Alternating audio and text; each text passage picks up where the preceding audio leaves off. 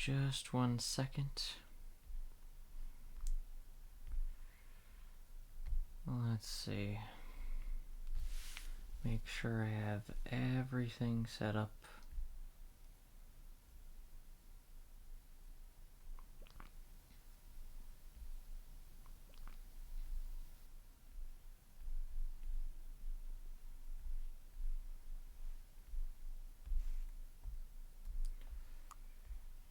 Hang on.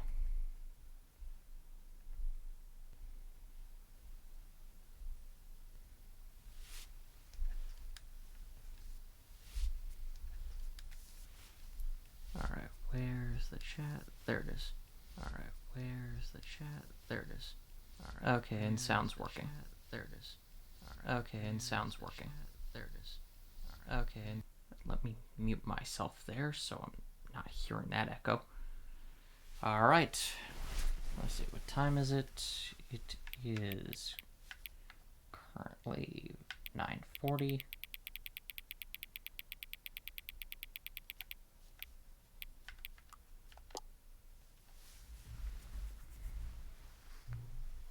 Hang on. What? Can I just say something? Okay. Thank you for actually setting the clock both times you've booted up the game. Thank you. I'm sorry, I had to check to make sure my recording was working. A lot of people don't take that step seriously. They just leave the clock set at 12 o'clock and call it a day. But you're actually taking the time to set the clock, and I appreciate that. That's how I know that you care about this experience. You're paying attention. I don't even have any way of knowing if the times you're setting are correct. Okay. I'll tell you what. I'll make you a deal. Since you've been so cooperative, next time you boot up the game and see this screen, just set the clock to your favorite time. What? Go ahead, pick whichever time you want, even if it's not the correct time. You've earned it. Alright, I'll let you get back to the video game now.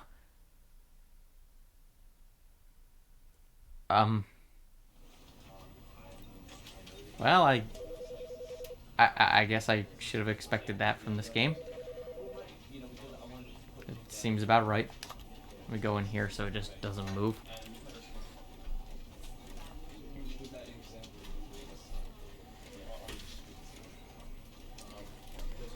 Let me just copy.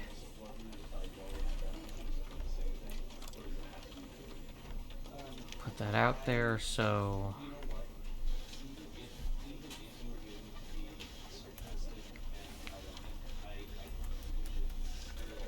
Whoops. Streaming the Stanley Parable Ultra Deluxe. Come check out if I want.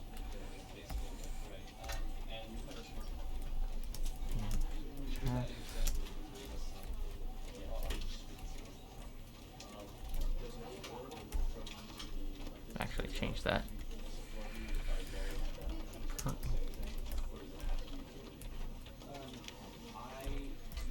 Okay, hang on.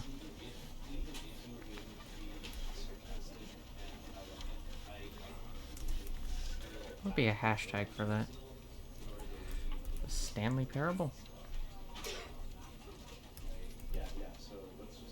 Yeah, there we go. There we go. Perfect.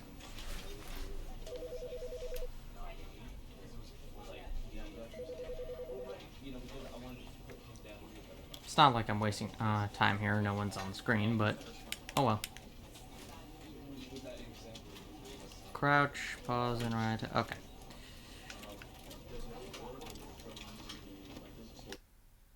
The end is never the end. This is the story of a man named Stanley. Stanley worked for a company in a big building where he was employee number 427. Employee number 427's job was simple. He sat at his desk in room 427 and he pushed buttons on a keyboard. Orders came to him through a monitor on his desk, telling him what buttons to push, how long to push them, and in what order. This is what employee 427 did every day of every month of every year. And although others might have considered it soul-rending, Stanley relished every moment that the orders came in, as though he had been made exactly for this job. And Stanley was happy. And then one day, something very peculiar happened. Something that would forever change Stanley. Something he would never quite forget. He had been at his desk for nearly an hour when he realized that not one single order had arrived on the monitor for him to follow. No one had showed up to give him instructions, call a meeting, or even say hi. Never in all his years at the company had this happened, this complete isolation. Something was very clearly wrong. Shocked, frozen solid, Stanley found himself unable to move for the longest time. But as he came to his wits and regained his senses, he got up from his desk and stepped out of his office. So since I'm recording this alongside my streaming, which, I mean, if you're watching the recording, I'm sorry it took so long to start that. If you've never played the Stanley Parable, you are in for a treat. Now, to be clear, I have seen the game. I mean, who hasn't? Oh, it's been years. But I've only seen the original version of the game. I know the majority of its endings. That said, I can't remember how to get some of them. But I don't know anything about the new content from the Ultra Deluxe edition right here. I've also never played the game myself anyway, so not that it matters.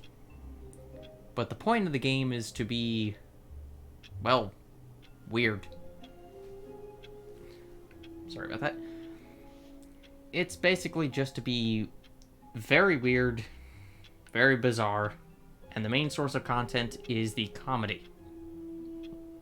Like so. But Stanley simply couldn't handle the pressure. What if he had to make a decision? What if a crucial outcome fell under his responsibility? He had never been trained for that. No. This couldn't go any way except badly. The thing to do now, Stanley thought to himself, is to wait. Nothing will hurt me. Nothing will break me. In here I can be happy forever. I will be happy. Stanley waited. Hours passed, then days. Had years gone by? He no longer had the ability to tell. But the one thing he knew for sure, beyond any doubt, was that if he waited long enough, the answers would come. Eventually, someday, they would arrive. Soon, very soon now, this will end. He will be spoken to. He will be told what to do. Now it's just a little bit closer. Now it's even closer. Here it comes. The end is never the end.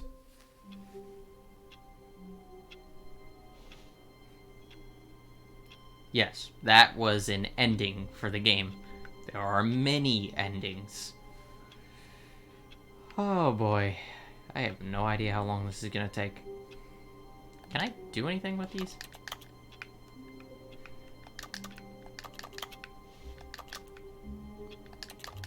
If you're wondering what the typing sound is, it's just the interact button. It is literally going to do that anytime you're clicking on something. Or, I guess in this case, pressing a button.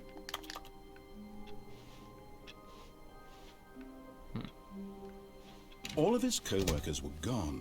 What could it mean? Stanley decided to go to the meeting room. Perhaps he had simply missed a memo.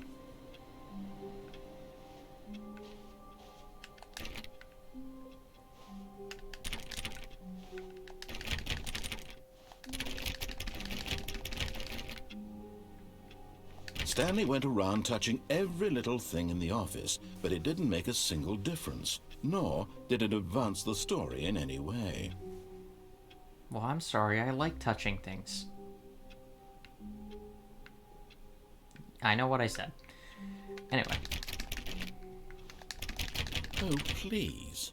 Are you really just doing this for the achievement? Yes. Click a door 5 times. Is that all that you think an achievement is worth? No, no, no, no, no. I can't just give these merits away for such little effort. A measly 5 clicks. Now suppose you were to click the door 20 times. I would say that's the kind of effort that warrants recognition. Okay.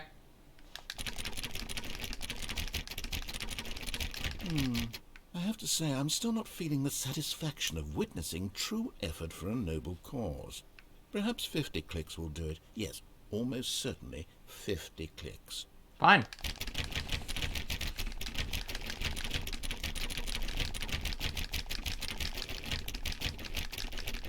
No, I'm still not feeling it. I want this achievement to have meant something. It has to be a true reward for valiant effort. I want to see some hustle, Stanley. I want to see commitment, a willingness to go all the way, no matter what the cost. Why don't you go put 20 clicks into door number 417? Hang on a second. Let me go find that. Where... Oh god, they're not numbered correctly. I'm gonna try and mostly stay... There. Oh, great. Now, go click a few times on door 437. 437, 437, 437. Where... 424... Right here. Excellent. I think we're getting somewhere. Now, door 415. Let's give it 10 clicks or so. Okay, not in here. 415, 415, 415. I will find you, door 415. Okay, it's gotta be down here. Now, back to door number 437. I'm clearly very good at this.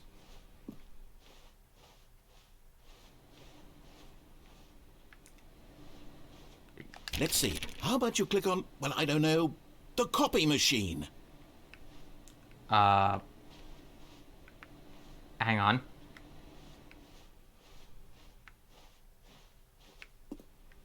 Where's the copy machine?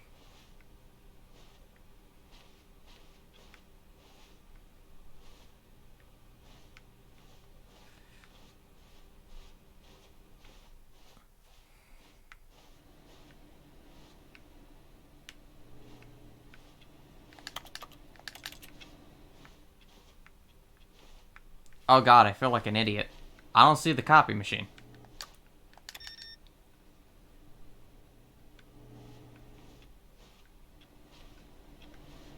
Ah. All right, back to room 417. I'm really feeling it now. I think we're getting somewhere.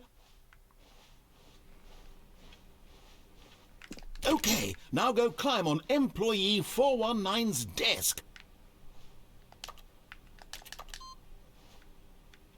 How do I... Come on. Come on. Come on.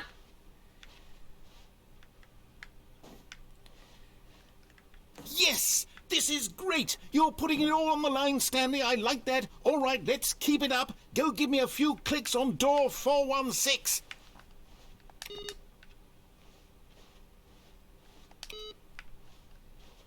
Okay.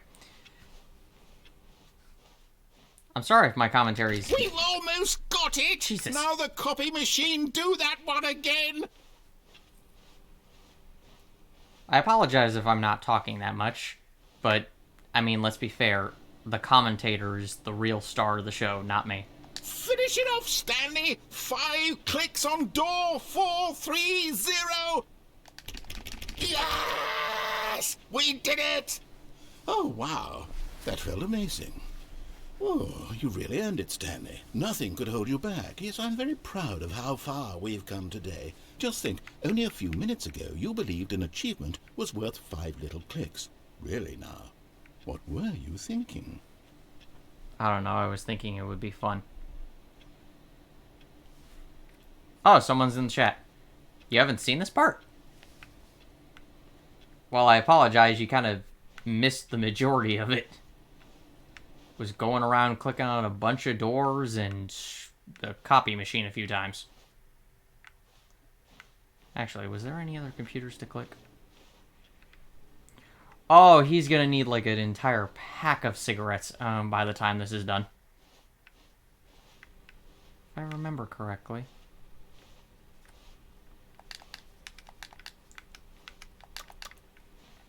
Okay, moving on.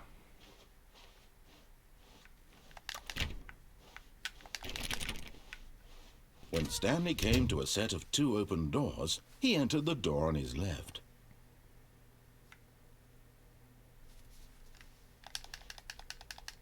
Oh, surprisingly that doesn't guarantee a click option. Alright, which one do you want to go to? Left or right?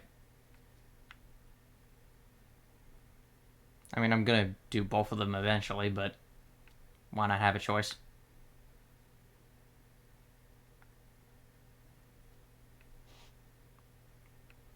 I'm asking the chat here. I'll just play with this in the meanwhile.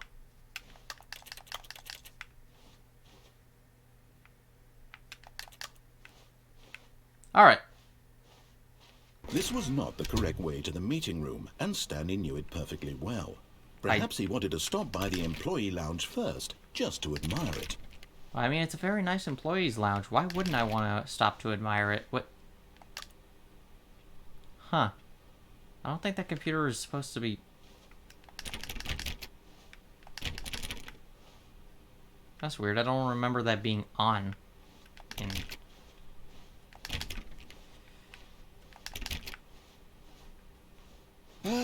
Yes, truly a room worth admiring. It had really been worth the detour after all, just to spend a few moments here in this immaculate, beautifully constructed room.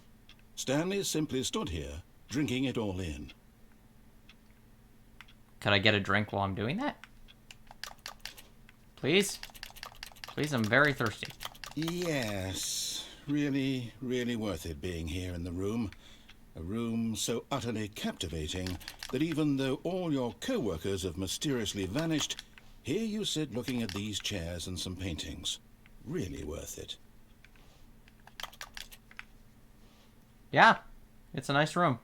I could spend an eternity here. At this point, Stanley's obsession with this room bordered on creepy and reflected poorly on his overall personality. Oh, screw you. It's possible that this is why everyone left. I am not going to take that crap from a disembodied voice. Is there anything else in here? Stanley sat around waiting for more dialogue, but when a long time had passed and there was no more, he decided that the game was trying to send him a message. Do you want to tell me what that message is? Kind of weird how you can't click the doors again. What the... Coffee nut? Well, that's not what I expected to see. Wait, what did that pot say? Oh, that's just pixelated. Okay. But at last, he'd had enough of the amazing room and took the first open door on his left to get back to business. What do you say? Should we follow his advice or just go on ahead?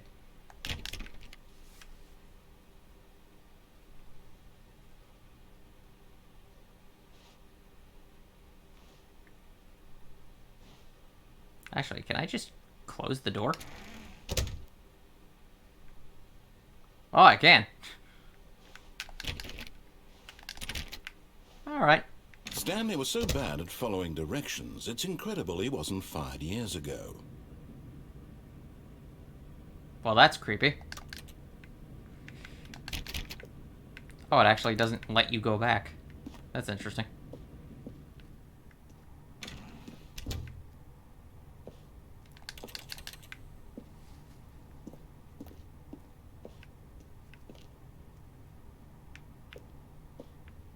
Penalty for misuse of cargo lift, $1,000. Penalty for jumping off the cargo lift, $5,000. Do not jump from the cargo lift while it is in motion. Will cause death. Really, I wouldn't have guessed that. I'm tempted to do that, but I'll do that later. Look, Stanley, I think perhaps we've gotten off on the wrong foot here. I'm not your enemy, really, I'm not. I realize that investing your trust in someone else can be difficult, but the fact is that the story has been about nothing but you all this time. There's someone you've been neglecting, Stanley. Someone you forgot. What? Really? I was in the middle of something. Do you have zero consideration for others? Are you that convinced that I want something bad to happen to you? Yes. Well, I don't know how to convince you of this, but I really do want to help you, to show you something beautiful. Look, let me prove it. Let me prove that I'm on your side. Give me a chance. Fine. I'm sorry, but I was asked to see if I could fly.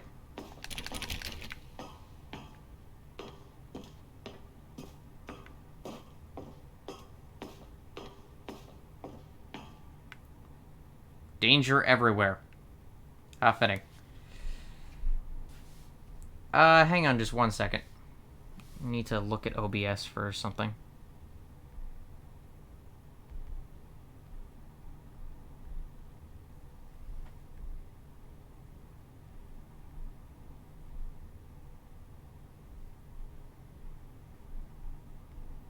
Hang on just 1 second.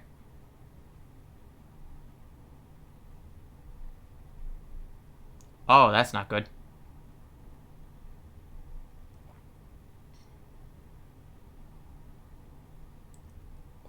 Okay. Never mind.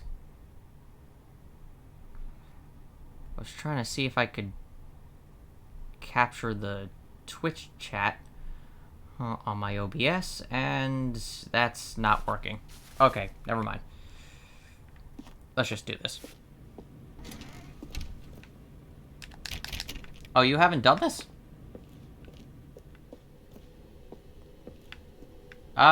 Depending on what happens... Oh, you left. Now listen carefully, this is important. Stanley walked through the red door.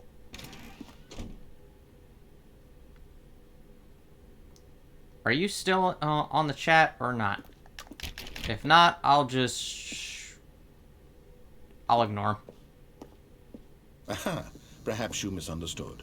Stanley walked through the red door. Oh, you've taken away one of my options here. This is great. I still don't think we're communicating properly. Stanley walked through the red door. Well, that was creepy.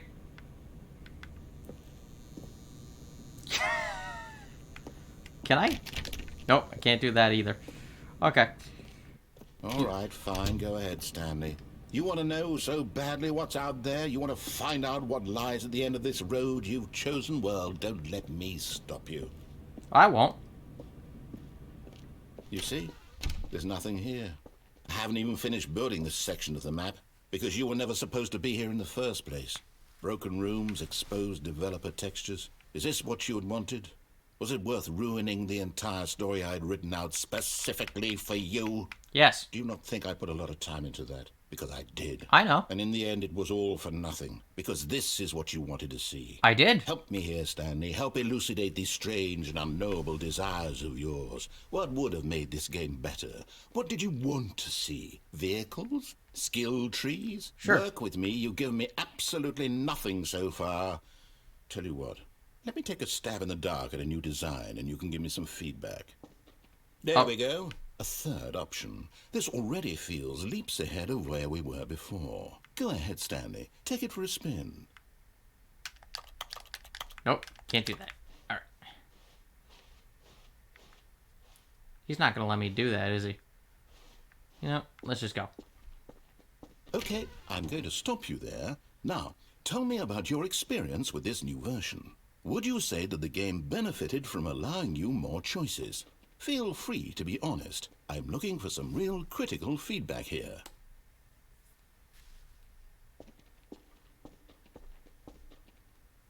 I mean, narrator, you've been quite the dick to me so far, so... A 1? I mean, I can understand if you had reservations, you saw ways the game could be improved to more fully express itself mechanically and artistically, but a 1? Yes. That's not even helpful. What am I supposed to do with that? But I guess it isn't my place to judge. Here, based on the data from your previous playthrough, I've compiled a new version. Oh, God. And to be perfectly candid, I think I've knocked it out of the park with this one. Let's take a look. I'm about as helpful as an Amazon review. Oh, God.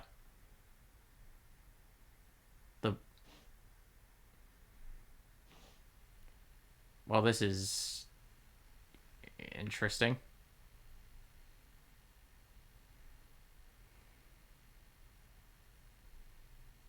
A dead rat is offline.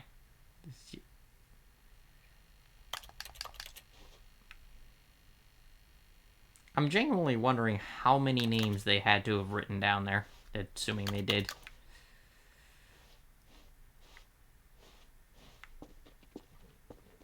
Now, would you say that competitive leaderboard helped you feel motivated to keep walking through doors? Again, honest answers, please. Hey, I nearly forgot. I've got a prototype of a new game I've been working on, and now would be a lovely opportunity to give it some playtesting. Please no. You wouldn't mind taking a look at it, would you? I would mind. Perfect. Let me boot it up. No. In this game, the baby crawls left towards danger. You click the button to move him back to the right, and if he reaches the fire, you fail. Oh, God. It's a very meaningful game, all about the desperation and tedium of endlessly confronting the demands of family life. I think the art world will really take notice. But of course, the message of the game only becomes clear once you've been playing it for about 4 hours. So why don't you give it 4 hours of play to make sure it's effective? Be sure to keep notes on your experience. Okay. No. No. You heartless bastard.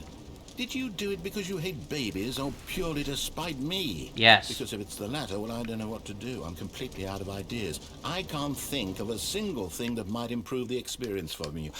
I'm not even going to try. I'm out. I'm done.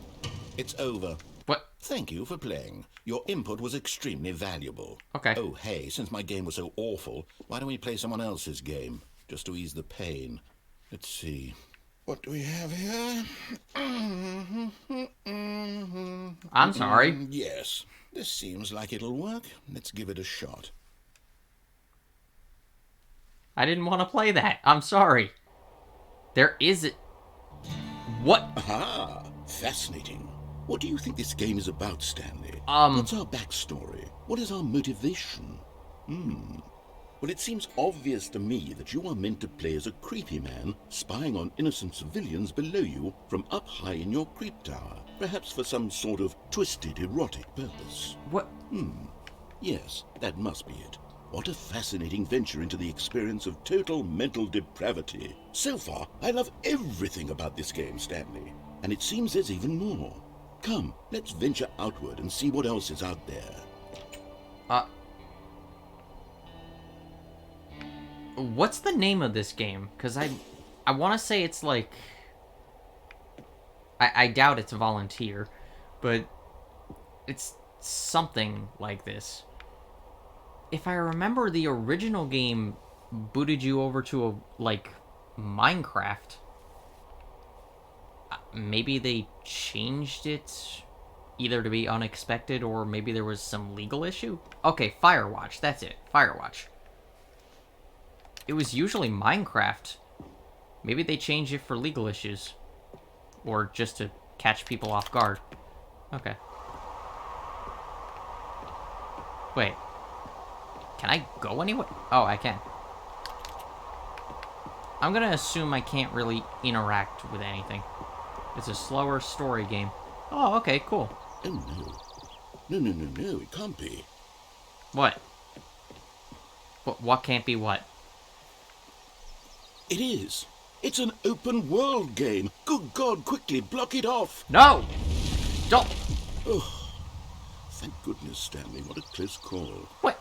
You nearly wandered off into that thing. Let me out! Big open Just wandering around, no right or wrong directions, no path to follow. You can just go in any... Oh, thank heavens we avoided it. We're out of the woods now, Stanley. Okay, I'm going to get us out of here. Let's find another game. No! Preferably something with walls. Something with nice, big, insurmountable walls. Uh-oh. Oh, no. Okay, I think this will be just the thing. No, let me out of here. What the? Oh, no. Wonderful. See, this is exactly what I had in mind. Just a nice big box for you to run around in. There isn't any possibility that you could get lost here. Now this is game design. Stanley, if you manage to get lost in this game, I will be phenomenally impressed. I'm gonna get hit. I'm gonna get hit. This is not gonna end well. Okay, so what exactly do we do here? Let's see. Oh, no. There are lots of cars here in the back, but obviously there's no racetrack. Okay, I'm seeing that there's a ball of some kind back here. Is this game sports ball? Oh, no. Stanley, I think it's sports ball. Oh, what fun. We shall run the bases and do a touchdown together. Yes, I think surely we must. Okay, Stanley, here's the ball. Have fun. Oh, no. No. Oh, God. I just had this sneaking suspicion I'm gonna get hit by a bunch of cars. Are you doing it? Are you winning? Is this fun? Kind of. Is it better than my miserable little story that I worked so hard on? Yes. Stanley, I have a thought. And I realize I'm not a sportsologist, but if one ball generates a certain amount of raw adrenal pleasure, then surely multiple balls makes for an even more euphoric sports experience. Oh, no. I'm going to try it out. Here comes another ball. Oh, no. Yes. Oh, goodness, that really does feel amazing, doesn't it? Stanley, I'm like a child in a confectionery shop. I simply have to have more. I'm insatiable. More balls. Oh, my God. Oh, my God. Oh, dear God. Oh, I have a bad feeling about Are this. you enjoying this, Stanley? Are you having fun? Is Kind this of. a real video game? Well, I sure hope you're having a good time, because guess what? It's over. That's right. Your little fun comes to an end. No. This is my game, and what I say goes. You get to have fun when I let you, Stanley. No. Besides, you need someone like me to set boundaries for you. Let me out. Without rules or boundaries, video... Hold on. What are you doing? What? What? That was an option? Stanley, don't do that. I can't follow you there. I can't help you. How will you write a story without me? You can't do it. You know that. Stanley, come back. I'm surprised that was an option.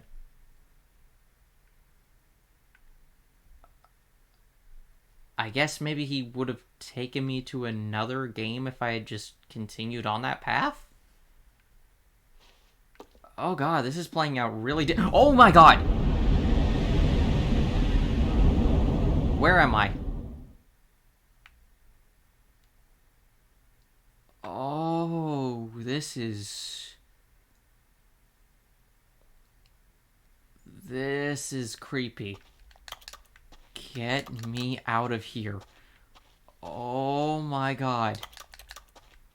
Oh god, it's the middle of the night. I don't like this. You can't jump?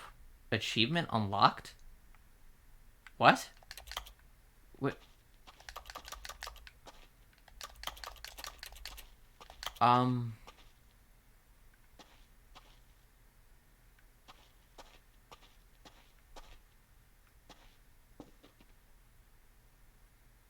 I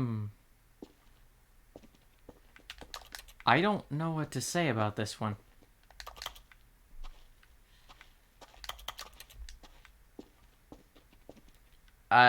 Any advice? 'Cause I'm at a loss right now. I can barely see.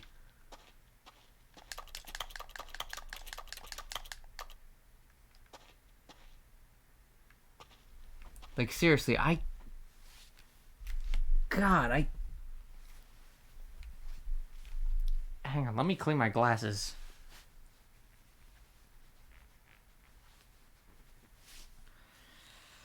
Okay, that's a little better.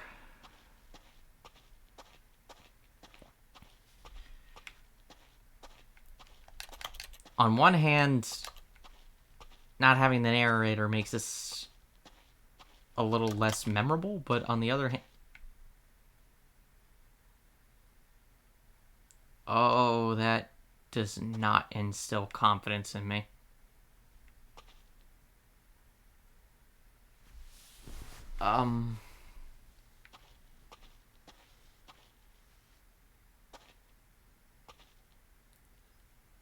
I feel like I'm playing a horror game. Yeah, it's very dark. Like, very, very dark. Even I can't really see. And I think my brightness is mostly up. I'm sorry about that. I genuinely didn't expect this. Oh, this is creepy. Oh, no. What is this?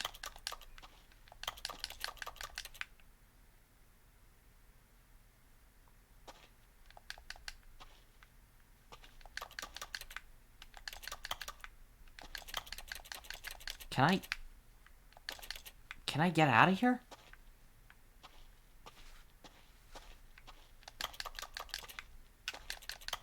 How do I... I wonder what he found.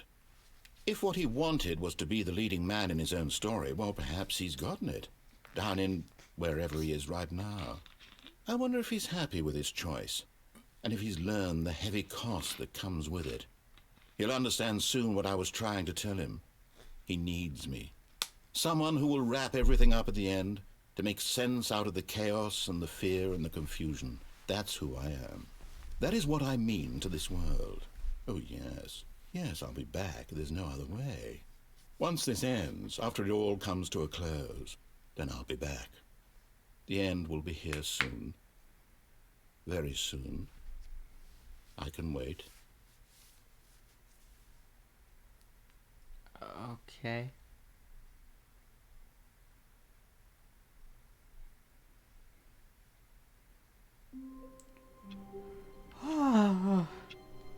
Okay, that did not do things...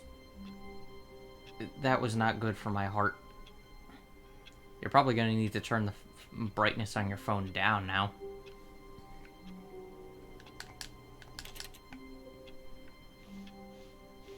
All of his co-workers were gone. What could it mean? Stanley decided to go to the meeting room. Perhaps he had simply missed a memo. No matter how hard Stanley looked, he couldn't find a trace of his co-workers.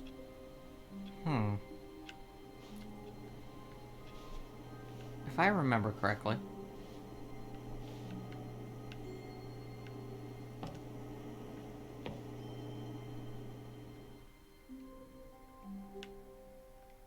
At first, Stanley assumed he'd broken the map, until he heard this narration and realized it was part of the game's design all along. He then praised the game for its insightful and witty commentary into the nature of video game structure and its examination of structural narrative tropes. So, now that you're here, what do you think? Isn't this a fun and unique place to be? No. Why don't we take a minute just to drink it all in? Okay, I'm over it now. What do you think? Are you sick of this gag yet? Yes. Oh, God. Right, this little thing.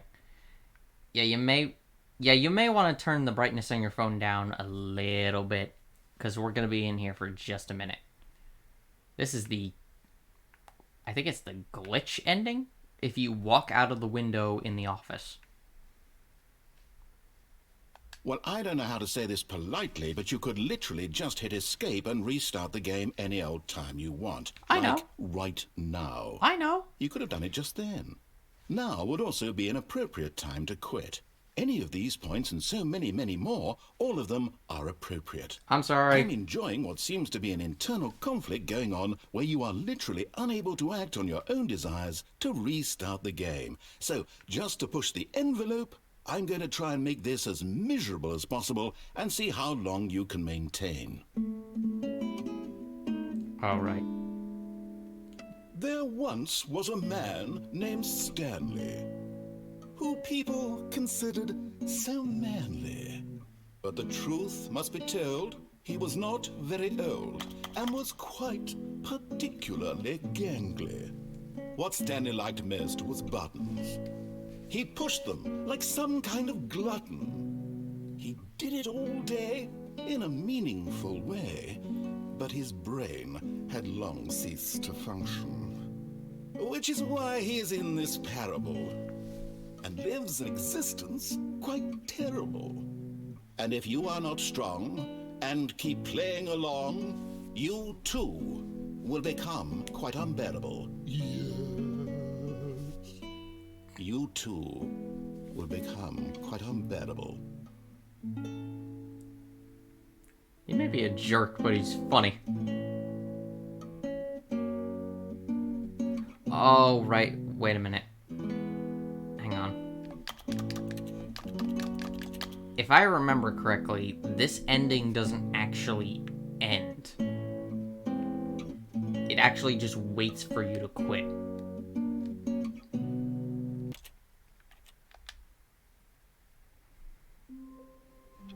So we have to go back to the beginning. All of his co-workers were gone. What could it mean? Stanley decided to go to the meeting room. Perhaps he had simply missed a memo. Oh, wait a minute.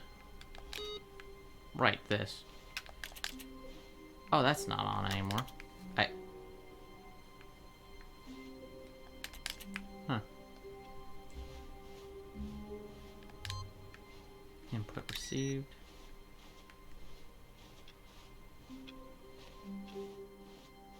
Alright. When Stanley came to a set of 2 open doors, he entered the door on his left. You know what? I'll listen to you this time. The bucket?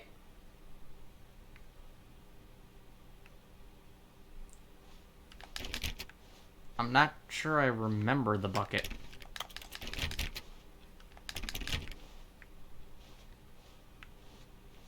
Yet there was not a single person here either. Feeling a wave of disbelief, Stanley decided to go up to his boss's office, hoping he might find an answer there. Yeah, I'm not sure I remember the bucket, if that was in the original game. If it's something new here, then I have no idea. Because I have not played Ultra Deluxe at all. To do. Synergize core value experience, shift global market, bright, monetize free to play. Well, there you go. Everyone is unique. You most of all. Okay. Number of slides. Because, of course, what do people want? Things, money, more money, things, but with money to buy more things. Graphs. Graphs about things plus money. It's new? Okay, then I've not seen it. I just started playing this, like, not even an hour ago. Props. Please no more. What the? Okay.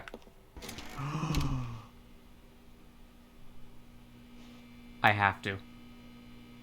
You've only played Ultra Deluxe? Well, then you've basically played the original. I'm not sure if there's anything they've changed. Like, I know, like, based on that thing, they obviously changed, like, from Minecraft to Firewatch, but other than that, it seems to mostly be the same. Aside from anything new. Stanley stepped into the broom closet, but there was nothing here, so he turned around and got back on track. Oh no, I'm staying in this broom closet. I'm staying in here. There was nothing here. No choice to make, no path to follow, just an empty broom closet. No reason to still be here. Oh no, there is a reason. It's because it's a broom closet. It was baffling that Stanley was still just sitting in the broom closet. He wasn't even doing anything. At least if there was something to interact with, he'd be justified in some way. As it is, he's literally just standing there doing sweet FA. Correct. But it's so fun. Are you really still in the broom closet? Yes. Standing around doing nothing? Why? Why not? Please offer me some explanation here. I'm genuinely confused. Because it's a broom closet. Why else? You do realize there's no choice or anything in here, right? If I'd said Stanley walked past the broom closet, at least you would have had a reason for exploring it to find out. But it didn't even occur to me because literally this closet is of absolutely no significance to the story whatsoever. I never would have thought to mention it. Honestly, I would be surprised if it is significant now. But who knows? Maybe to you this is somehow its own branching path. Maybe when you go talk about this with your friends, you'll say, "Oh, did you get the broom closet ending? The broom closet ending was my favourite." I hope your friends find this concerning. Joke's on you, I don't have friends. Oh, I'm sad now. Stanley was fat and ugly and really, really stupid. He probably only got the job because of a family connection. That's how stupid he is. That or with drug money. Also, Stanley is addicted to drugs and hookers. These are true facts. Well, I've come to a very definite conclusion about what's going on right now. You're dead. You got to this broom closet, explored it a bit, and were just about to leave because there's nothing here, when a physical malady of some sort shut down your central nervous system and you collapsed on the keyboard. Yep. Well, in a situation like this, the responsible thing is to alert someone nearby so as to ensure that your body is taken care of before it begins to decompose. Uh-oh. Hello? Anyone who happens to be nearby? The person at this computer is dead. They have fallen prey to any number of your countless human physiological vulnerabilities. It's indicative of the long-term sustainability of your species. Please remove their corpse from the area and instruct another human to take their place, making sure they understand basic first-person video game mechanics and filling them in on the history of narrative tropes in video gaming, so that the irony and insightful commentary of this game is not lost on them. All right, when you've done that, just step out into the hallway. Now, I know this was in the original game, but I'm actually genuinely wondering if maybe they added something in here just as a joke. But I'm not seeing anything, so...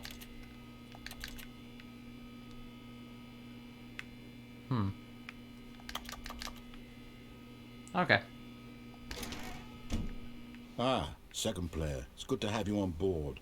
I guarantee you can't do any worse than the person who came before you. Really? You guarantee it? You too? Unbelievable. I'm at the mercy of an entire species of invalids. Perhaps there's a monkey nearby you can hand the controls to. A fish? Fungus? No. Look, you can hammer out the details. I'm not particularly picky. I'll just be waiting for when you're ready to pick up the story again.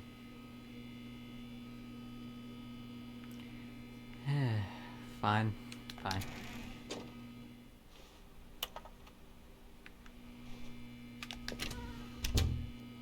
Oh, maybe he's done.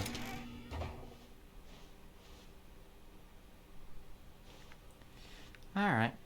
Coming to a staircase, Stanley walked upstairs to his boss's office. No.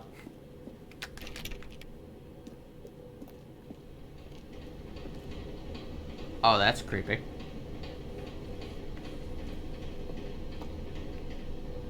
Oh, that's really creepy.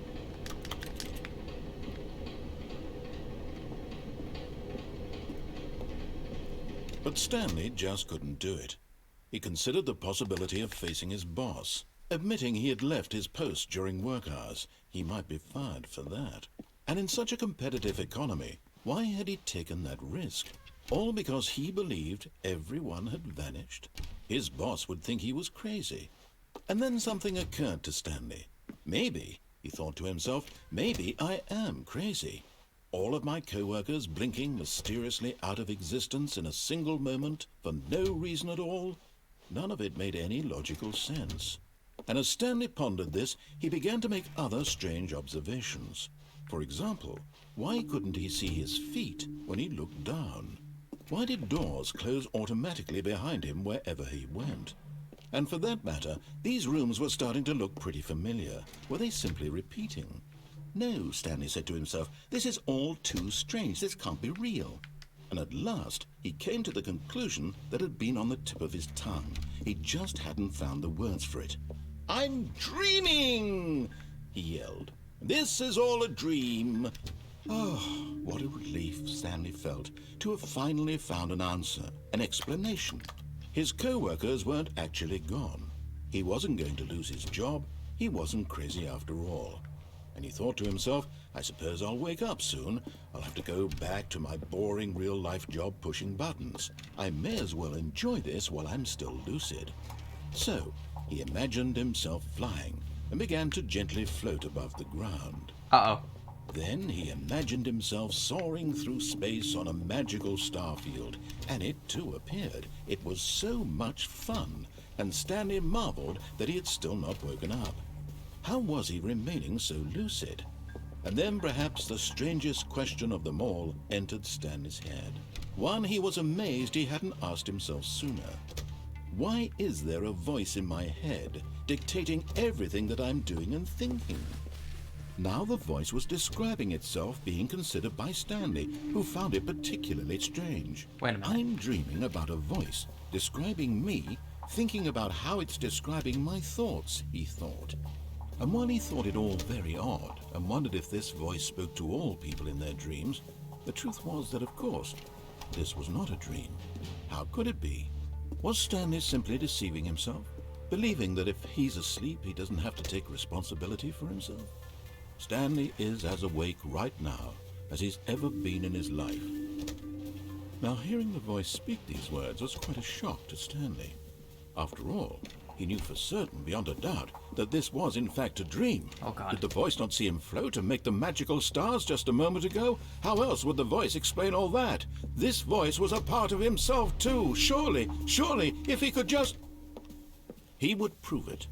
He would prove that he was in control, that this was a dream. So he closed his eyes gently, and he invited himself to wake up. He felt the cool weight of the blanket on his skin, the press of the mattress on his back, the fresh air of a world outside this one. Let me wake up, he thought to himself. I'm through with this dream. I wish it to be over. Let me go back to my job. Let me continue pushing the buttons. Please, it's all I want. I want my apartment, and my wife, and my job. All I want is my life exactly the way it's always been. My life is normal. I am normal. Everything will be fine. I am okay.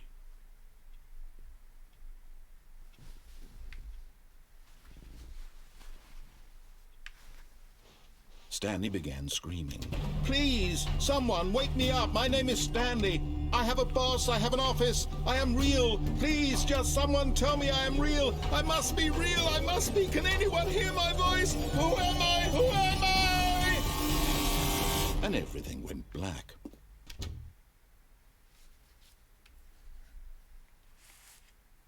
This is the story of a woman named Mariella. Mariella woke up on a day like any other. She arose, got dressed, gathered her belongings, and walked to her place of work. But on this particular day, her walk was interrupted by the body of a man who had stumbled through town talking and screaming to himself, and then collapsed dead on the sidewalk. And although she would soon turn to go call for an ambulance, for just a few brief moments she considered the strange man. He was obviously crazy, this much she knew. Everyone knows what crazy people look like. And in that moment, she thought to herself how lucky she was to be normal. I am sane. I am in control of my mind. I know what is real and what isn't. It was comforting to think this, and in a certain way, seeing this man made her feel better. But then she remembered the meeting she had scheduled for that day, the very important people whose impressions of her would affect her career, and by extension, the rest of her life.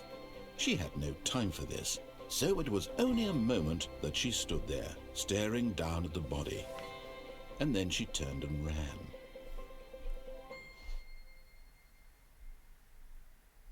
Well, that was disturbing.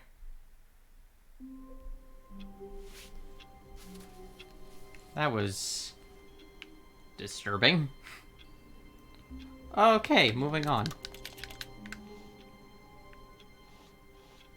How wonderful. Stanley was alone. Finally. Oh. This is great, he thought to himself. This is what I've wanted all along. I got what I wanted. Okay. No matter how hard Stanley looked, he couldn't find a trace of his co-workers. I've forgotten how many times I need to do that. No. Right there. Wait a minute. Where's the computer? Oh, that's interesting.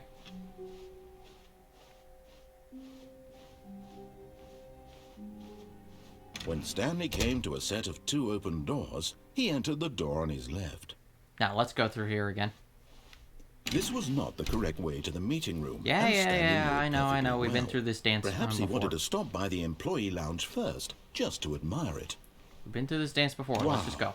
Yes, this room. But eager to get back to business, Stanley took the first open door on his left.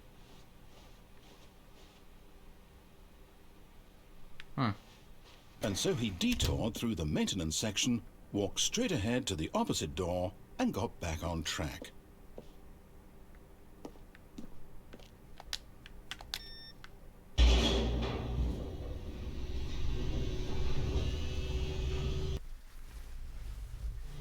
But Stanley didn't want to go back to the office. He wanted to wander about and get even further off track. Yeah. So now in order to get back, he needed to go, from here it's, left. Can I just press the button? No. It just goes down.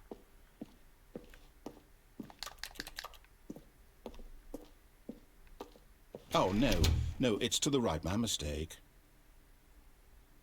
You're gonna close that door again on me, aren't you? And it's suddenly gonna be this door that wasn't there before. No, not the right. Why would I have ever said it was to the right? What was I thinking? It's clearly... Oh dear, would you hold on for a minute, please? Now, let's see. We went down right, left, down, left, right. Yep, okay, yes. I've got it now. This story is absolutely, definitely this way. Well, this is comforting. It's also very bright.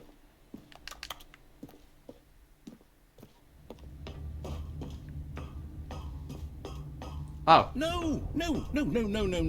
This isn't right at all. You're not supposed to be here yet. This is all a spoiler. Quick, Stanley, close your eyes. Okay. We just have to get back to, oh, who am I kidding? It's all rubbish now.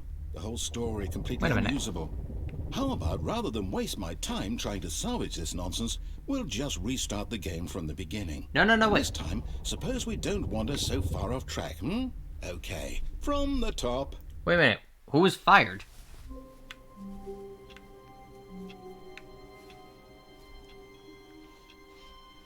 All of his co-workers were gone. What could it mean? Stanley decided to go to the meeting room. Perhaps he had simply missed a memo. Anything on the computers? No. Wait a minute.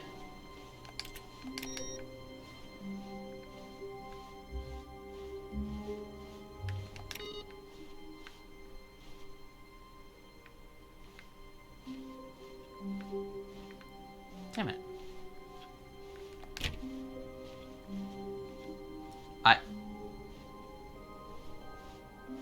When Stanley... Wait, what? What? No, I restarted. I swear I definitely restarted the game over, completely fresh. Everything should be... Oh, did something change? Yes. Stanley, Did you change anything when we were back in that room with all the monitors? I don't know. Did you move the story somewhere or... Hold on. Why am I asking you? I'm the one who wrote the story. It was right here just a minute ago. I know for sure that it's here somewhere. Okay, then. It's an adventure.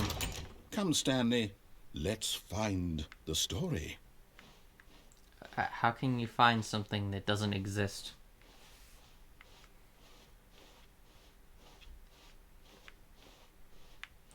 Oh god, this is disorienting. God, where am I going?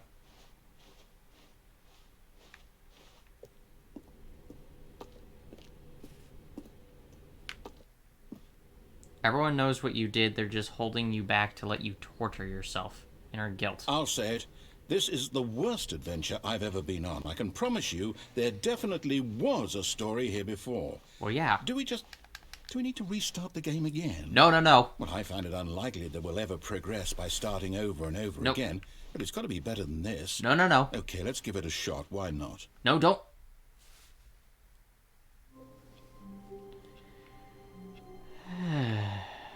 And we're back. Things are just going to be worse now, aren't they? All of his co-workers were gone. What could it mean? Stanley decided to go to the meeting room. Perhaps he had simply missed a memo.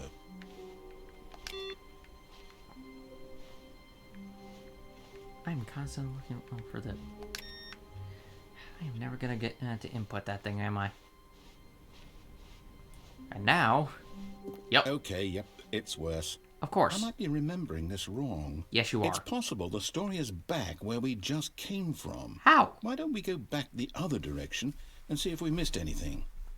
How would we have missed anything? Can I close this? No. That looks different.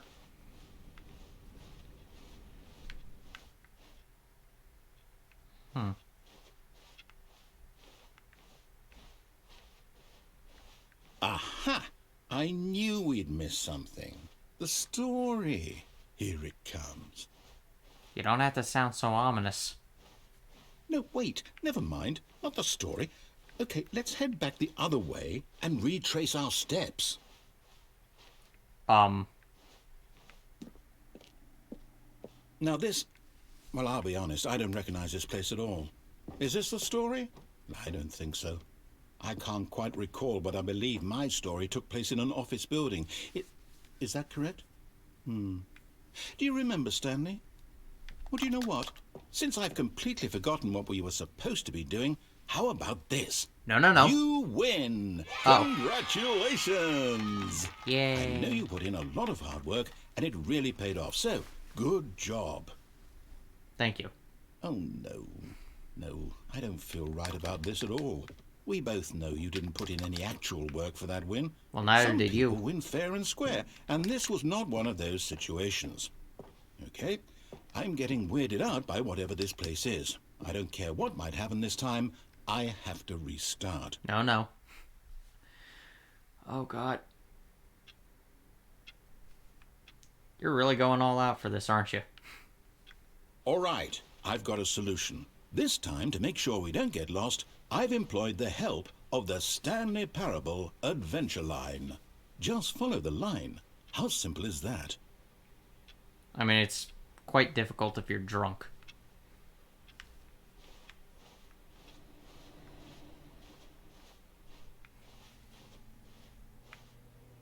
That doesn't seem right.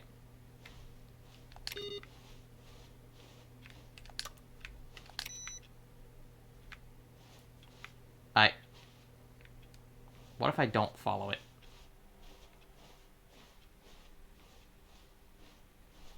No, I'm down. We're leaving it up to the line from now on.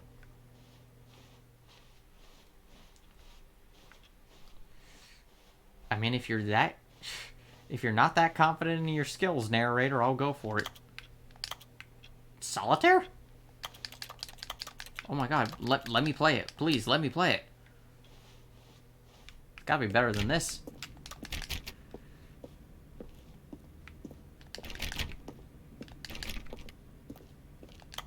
You see? The line knows where the story is. It's over in this direction. Onward, Stanley, to destiny. Though, here's a thought. Wouldn't wherever we end up be our destination, even if there's no story there? Or to put it another way, is the story of no destination still a story? Simply by the act of moving forward, are we implying a journey such that a destination is inevitably conjured into being via the very manifestation of the nature of life itself? Okay, Stanley, I need to follow this train of thought for a minute. Just stick with me. Now, we can both agree that the nature of existence is in fact a byproduct of one's subjective experience of that existence, right? Okay, now if my experience of your existence rests inside of your subjective experience of this office, is this office in fact the skeleton of my own relative experiential mental subjective construct? Whoa. Hang on. That got a bit weird back there. Well, I'd like to apologize. Not sure where I was going with all that. You know what? I think what we need right now is a bit of music to lighten the mood.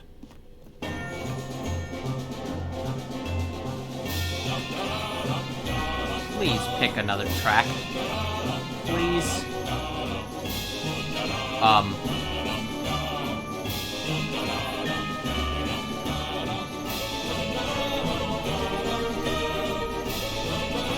What in the hell?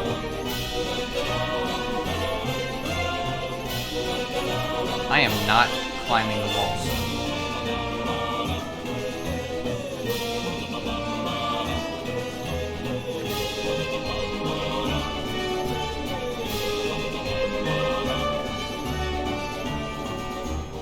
Oh my god, narrator, please turn off the Wait a minute. Isn't that...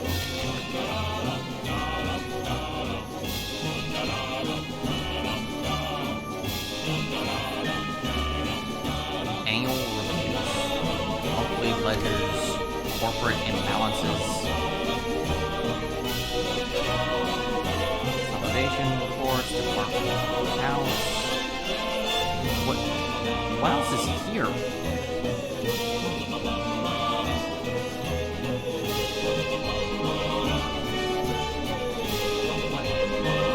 the hell?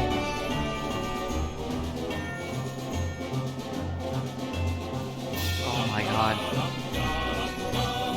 Wait, cut the music, go back and look at that fern. No. Fine. Stanley, this fern will be very important later in the story. Make sure you study it closely and remember it carefully. You won't want to miss anything. Of course.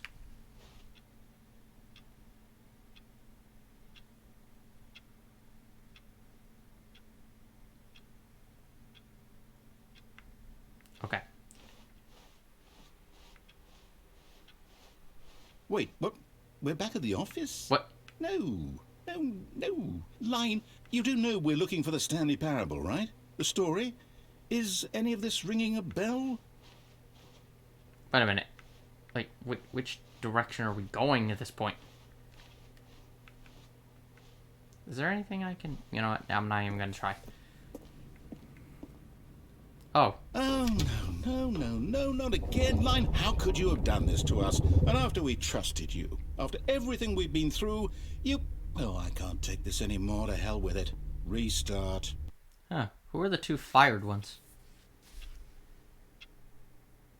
I have a very bad feeling about this.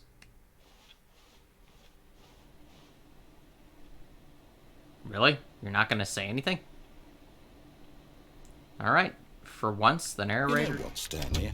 I say forget the adventure line. What's it ever done for us? We're intelligent people, right? Why can't we make up our own story? Something exciting, daring, mysterious. Okay. Oh, this all sounds perfectly doable. Why don't we simply start wandering in, well, I don't know. How about this direction?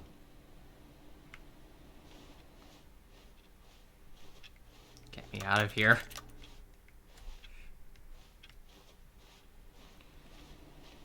Get me out of here. Now, yes, this is exciting. Just me and Stanley forging a new path, a new story. Well, it could be anything. What do you want our story to be? Not with Go you. wild. Use your imagination. Whatever it might be, Stanley, I'm ready for it. It's a story without you. It's a story where you stay quiet. Oh, no, not you again. Stanley, I'd also like to veto the line from having any role in our awesome new story. No lines or monitor rooms. Just don't acknowledge it, and we should be fine. I mean, how do you ignore... Oh, great. That means it's going to burst out of the ceiling later and attack us. Ah, a choice. We get to make a decision. From here, the story is in our control. How important we mustn't squander the opportunity. In fact, I believe I need a minute to think here. Just walk in circles for a minute. What? Okay, so I know that each door has to lead somewhere, which means that somewhere, the place where we're trying to go, there must be a reverse door that leads here. And that in turn means that our destination corresponds with the counter-inverted reverse door's origin. So starting from the right, let us ask, will taking the right door lead us to where we're going? And since the answer is clearly yes, then by all accounts, the door on the right is the correct one.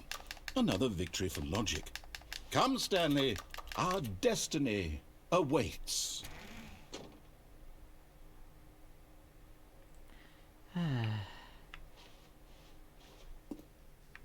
Oh, hold up, what's this? The confusion ending. You're telling me that's what this is? It's all one giant ending? And we're supposed to restart the game, what, eight times? That's really how all this goes? It's all determined? So now, according to the schedule, I restart again. Then what? Am I just supposed to forget? Well, what if I don't want to forget? My mind goes blank simply because it's written here on this thing, wall. Well, who consulted me? Why don't I get to decide? Why don't I get a say in all of this? Is it really? No, it can't be. I don't want it to be. I don't want the game to keep restarting. I don't want to forget what's going on. I don't want to be trapped like this. I won't restart the game. I won't do it. I won't do it. I won't do it. And the timer stopped? Does that mean, did we do it? Did we break the cycle? The, whatever it is that made this schedule? How would we even know? Will someone come for us? Will something happen? So, okay. I guess now we just wait. You know, I suppose in some way that this is a kind of story, wouldn't you agree? I'm not quite sure if we're in the destination or the journey, though they're always saying that life is about the journey and not the destination. So I hope that's where we are right now. We'll find out, won't we? Eventually. Well, in the meantime, if you...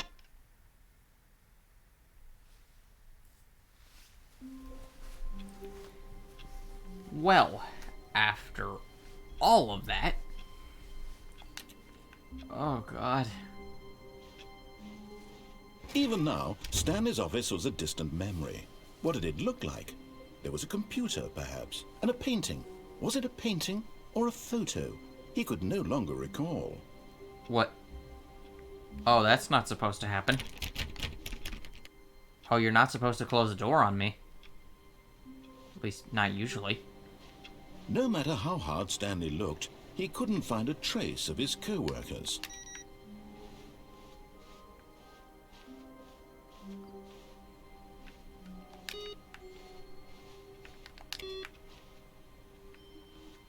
Where is that last...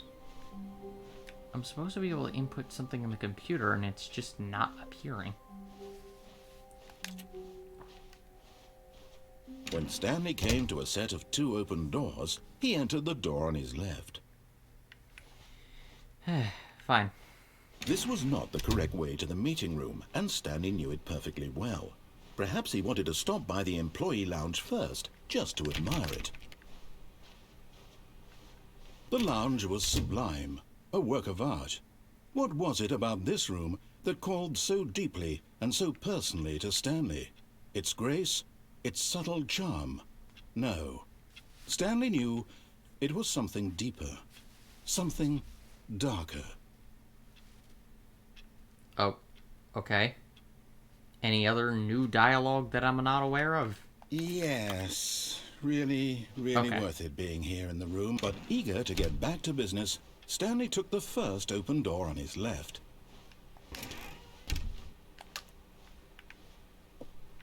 Stanley was so bad at following directions, it's incredible he wasn't fired years ago. But in his eagerness to prove that he is in control of the story and no one gets to tell him what to do, Stanley leapt from the platform and plunged to his death. Good job, Stanley. Everyone thinks you are very powerful. I am. I'm powerful enough that... Well, that's not the side I expected. That's, someone went a little crazy. Even now, Stanley's office was a distant memory. What did it look like? There was a computer, perhaps, and a painting. Was it a painting or a photo? He could no longer recall. Oh, God. Oh, this is affecting me. Oh, I really want to pick all these up.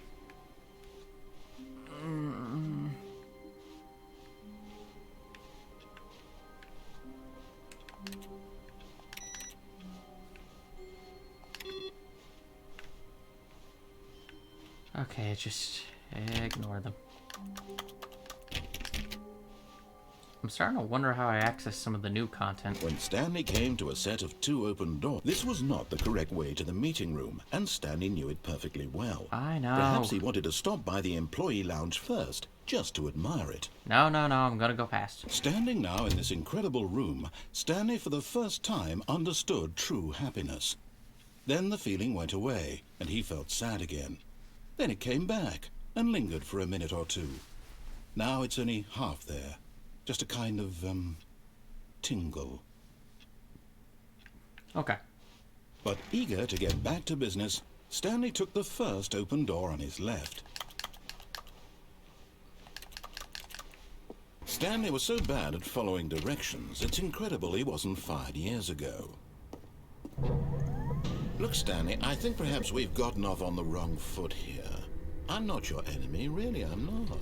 I realize that investing your trust in someone else can be difficult, but the fact is that the story has been about nothing but you all this time.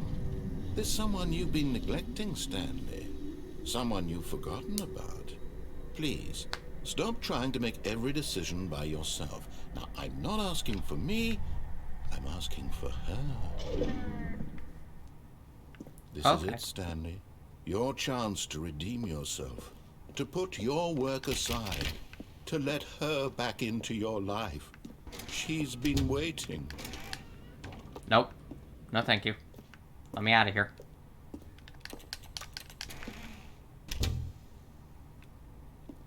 What does that say?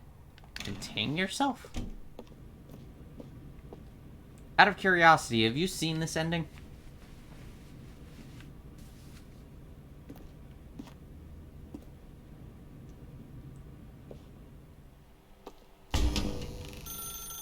That's her, Stanley.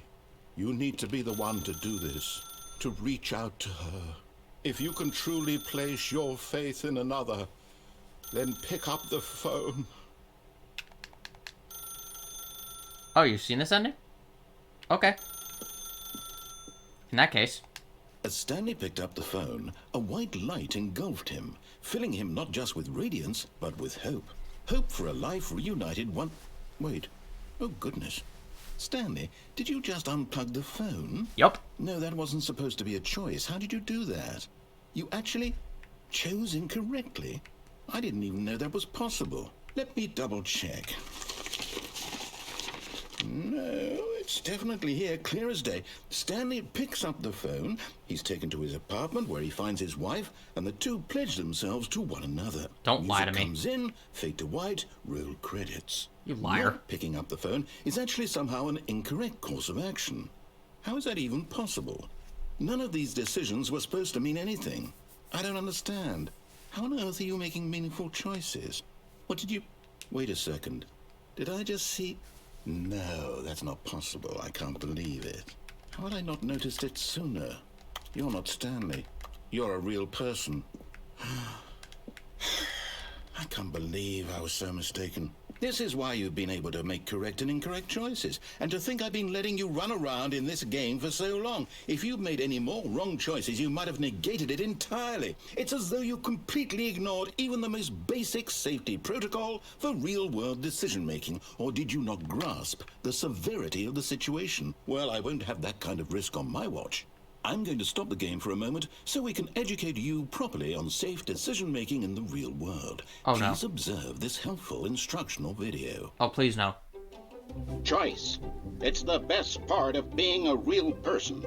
But if used incorrectly, can also be the most dangerous. For example, in this scenario, a hypothetical real person named Rupert has a choice. He could invent a machine that eliminates food shortages across the world to make life better for all people. Or he could spend years of hard work forgetting how to read. Which choice would you make? Remember that unlike here, the real world makes sense, and at no time should you make a choice that does not conform to rational logic. If you find yourself speaking with a person who does not make sense, in all likelihood, that person is not real. Allow the person to finish their thought, then provide an excuse why you cannot continue talking. Turn to a partner and practice saying, "My goodness, is it 4:30? I'm supposed to be having a back, sack, and crack." Excellent. Making choices on a regular basis is the best part to a healthy decision-making process. What the? Most medical professionals recommend making at least 8 choices per day. No, thank you. Do you make more than 8? Less? Yes. And finally, if you begin to wonder if your choices are actually meaningful and whether you'll ever make a significant contribution to the world, just remember that in the vast infiniteness of space, your thoughts and problems are materially insignificant, and the feeling should subside. At this time, your instructor will guide you in an exercise to test and reinforce the material covered in this video. Well, that's comforting. Welcome back.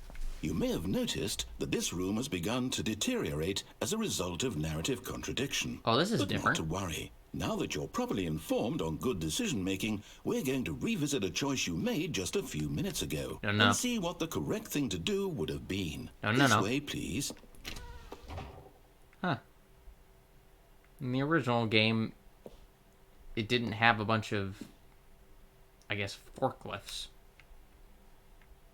Danger everywhere. Oh, great. Also, one of the things in that little reel was different.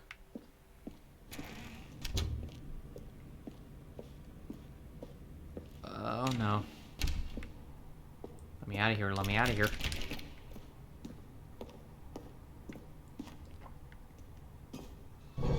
Now that we know your choices are meaningful, we can't have you jumping off the platform and dying. No. Imagine the main character dying senselessly halfway through the story. That story would make no sense at all. No, it'd be interesting. We just need to get you home as soon as possible before the narrative contradiction gets any worse. Let me off. Unfortunately, it seems this place is not well equipped to deal with reality.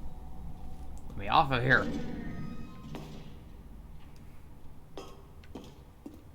I mean, that would be one hell of a twist.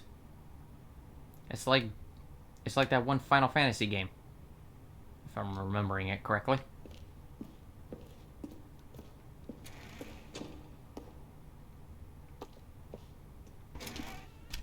Who keeps coming in and out of the stream?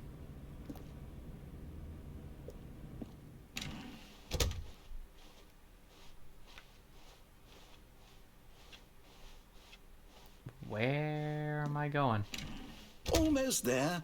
You'll take the door on the left, back to the correct ending, the story will have resolution once again, and you'll be home free in the real world. No, I won't.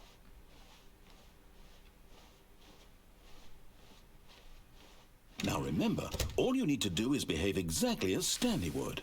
That means choosing responsibly and always putting the story first. I'm quite sure you'll be up to the task. Just follow my lead and you'll be fine. All right. When Stanley came to a set of 2 open doors, he entered the door on his left. Understood. The door on the right.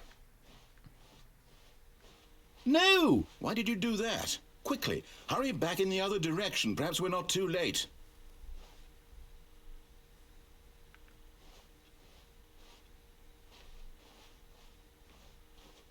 I wonder how difficult it was to, like, create models of that stuff, like, deformed.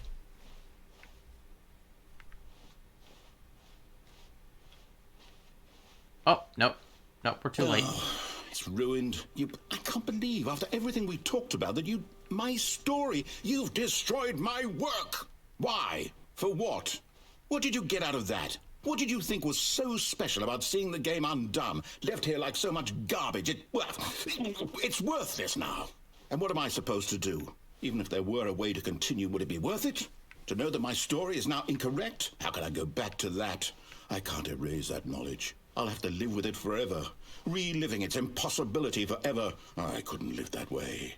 Is it better to shut the game down entirely? To willingly destroy all of my work? Oh, boy. I don't know.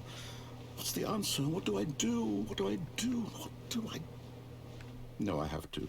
I have to shut the game down. No. I have to. Don't do it. I have to. What the? Oh, this is creepy.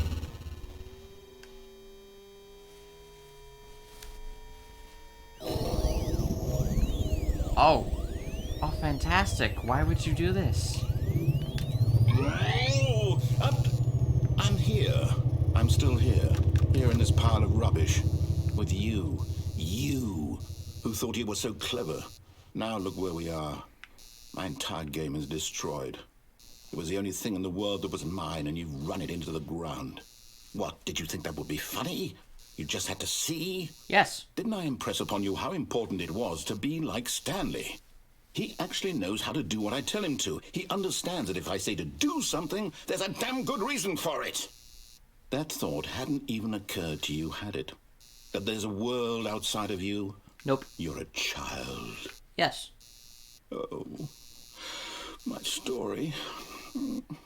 If you'd just gone through the door on the left, you would have seen it. There was a whole underground facility. You would have destroyed it and been victorious. It would have been so perfect. I worked so hard on it. I tried so hard to make... behave exactly as Stanley would.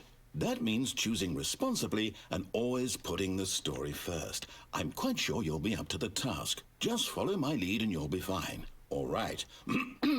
When Stanley came to a set of 2 open doors, he entered the door on his left. I can't remember if I get something new for choosing the right door again. I don't think I do. Maybe try that later.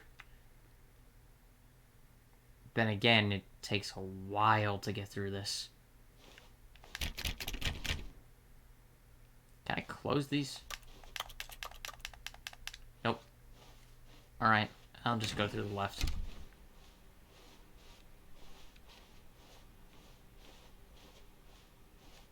Yet there was not a single person here either. Feeling a wave of disbelief, Stanley decided to go up to his boss's office, hoping he might find an answer there.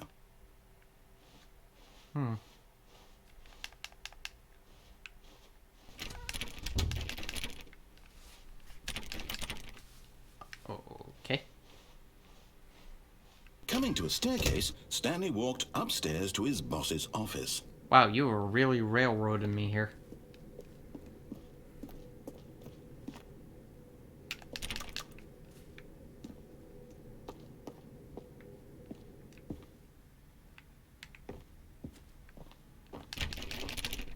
Damn it.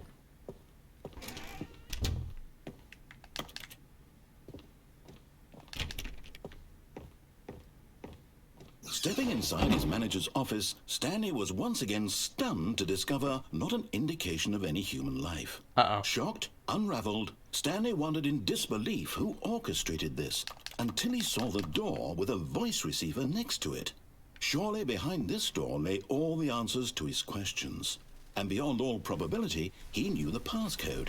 He had seen it on his boss's computer just last week. Nightshark 115. Was this the code to open the door? Would it still work? There was only one way to find out.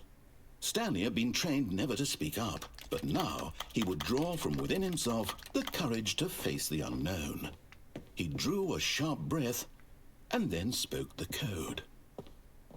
Night Shark 115. Not like it's gonna work. I am the most expensive boss? Stanley spoke the code. Night Shark 115.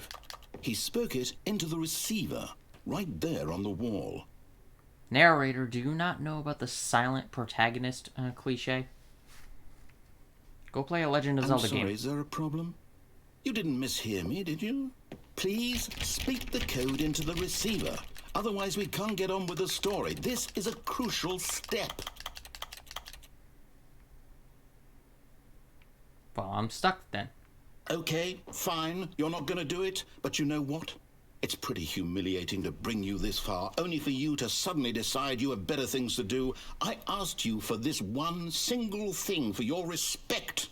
The kind of respect Stanley shows for his choices. He knows what it means to take a story seriously.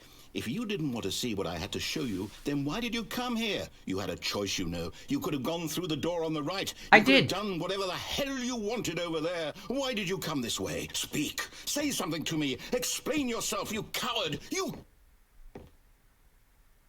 When Stanley came to a set of 2 open doors, he entered the door on his left. Well, that's creepy. Stanley? Hello? Are you... Is everything okay? Stanley, please. I need you to make a choice. I need you to walk through the door. Are you listening to me? Can you hear me? Is everything all right? Stanley, this is important. The story needs you. It needs you to make a decision. It cannot exist without you. Do you understand me?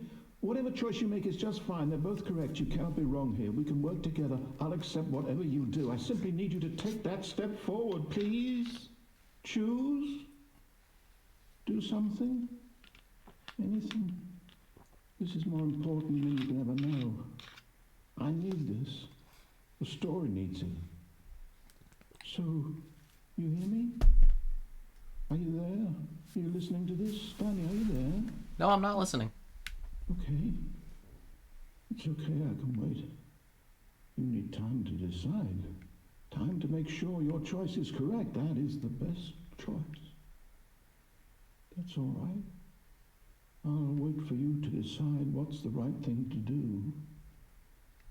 Take as much time as you need.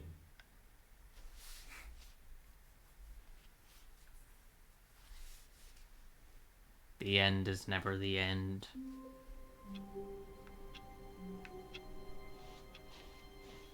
All of his co-workers were gone. What could it mean?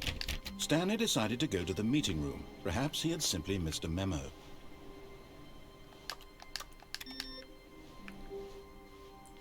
At least we're back here. God. I'm gonna take a wild guess and say the computer I need to hit for input is in the boss's office. When Stanley came to a set of 2 open doors, he entered the door on his left. Yes, yes, yes, come on. Yet there was not a single person here either. Feeling a wave of disbelief, Stanley decided to go up to it. Oh no, no, not again. I won't be part of this. I'm not going to encourage you. I'm not going to say anything at all. I'm just going to be patient and wait for you to finish whatever it is you enjoy doing so much in this room. Please take your time.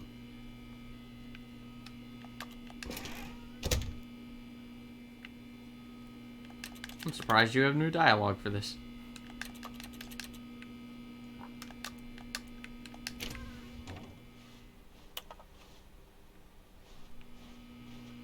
Okay, I guess that's it. That's disappointing. Coming to a staircase, Stanley walked upstairs to his boss's office.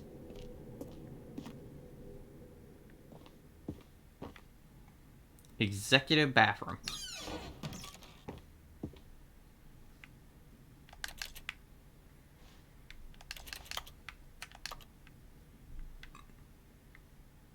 god, that's a dirty mirror.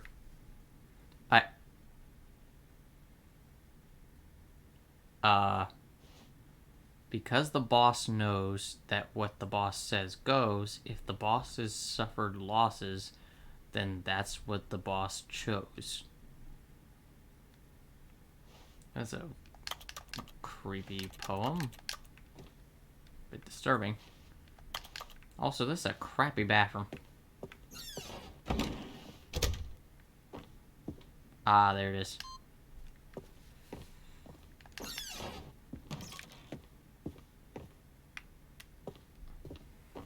What does that say? Business strategy. That's a nice couch.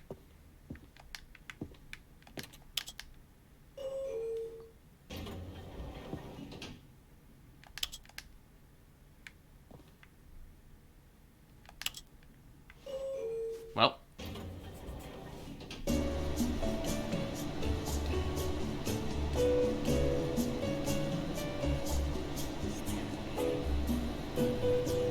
What? Huh.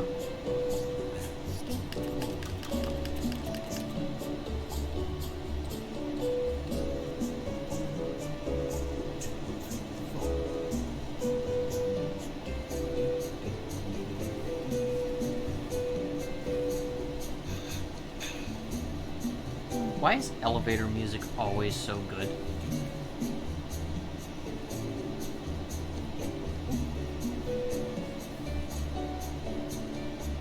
I'm kind of tempted to just sit here. Is the narrator singing?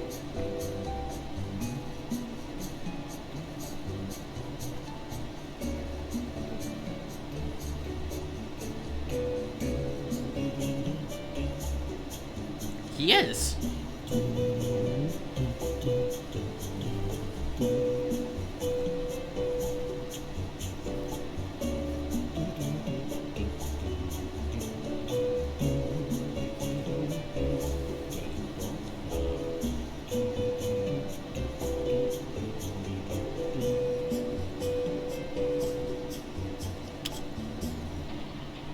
Alright, let me off.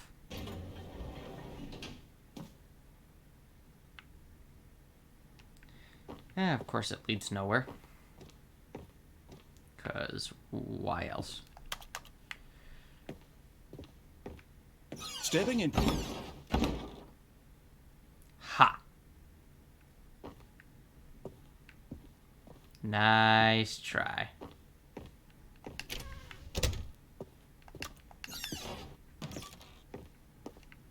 Alright. Now, how do I do this?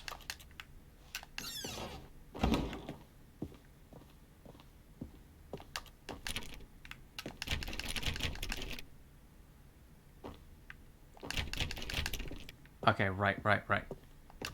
Got it. I have to go down here.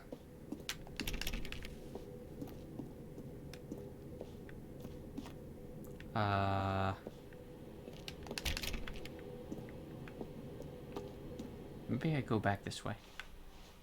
I can't remember.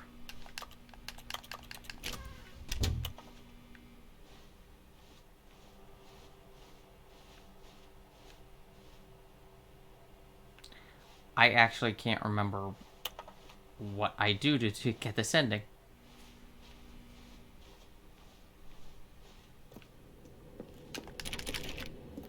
I want to say...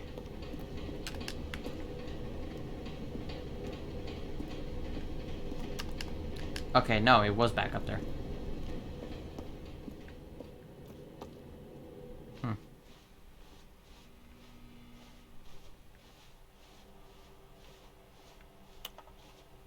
Alright.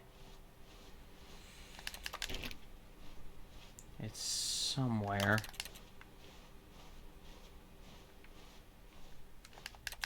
Okay, it's not back this way. Just gotta keep going all the way back. Doopity-doo-doo, doopity-day. Oh, this is a weird ending to play. There it is. Well, into the infinite darkness.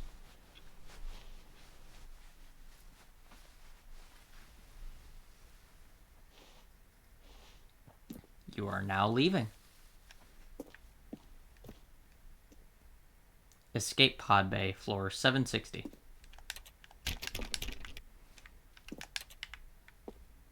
Huh, there's no button for the elevator.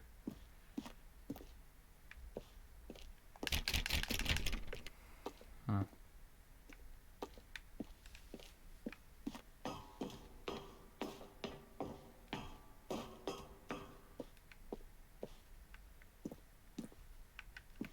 It's not much of an ending, to be perfectly honest.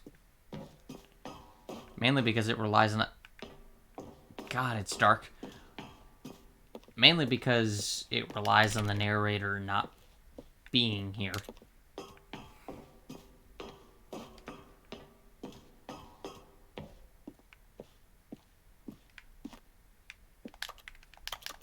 Come on.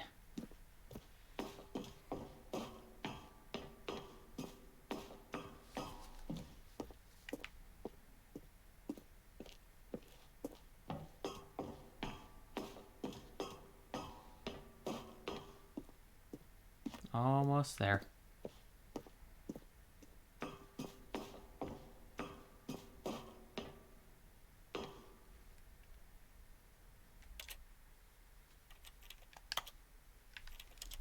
Hang on.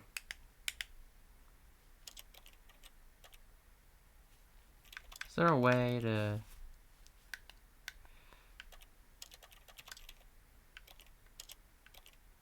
Where is my brightness?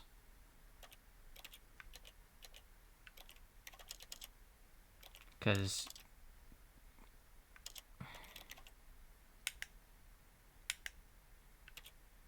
Is there really not a way to change the brightness now?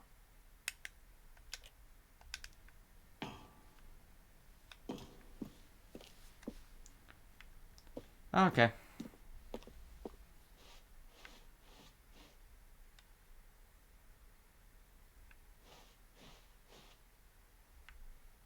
Oh my god, I can't see.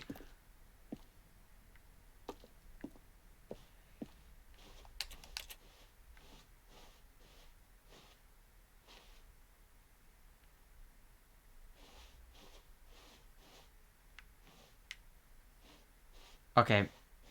I'm just gonna do this just so I can see.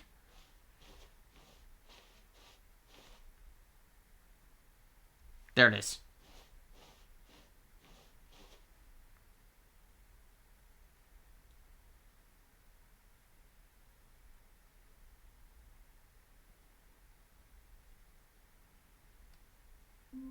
Well, we're back. Like I said, it wasn't much of an ending.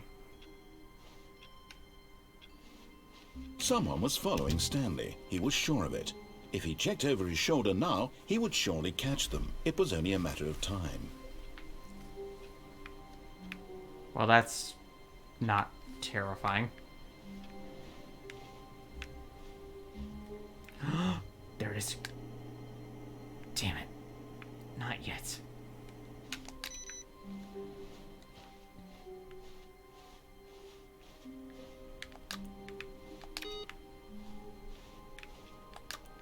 One day we'll get that computer. Alright, fine, narrator. When Stanley came to a set of 2 open doors, he entered the door on his left. Alright, let's do what we're actually supposed to do. Yet there was not a single person here either. Feeling a wave of disbelief, Stanley decided to go up to his boss's office, hoping he might find an answer there. I get the feeling you're getting a little mad now, narrator. Let me in.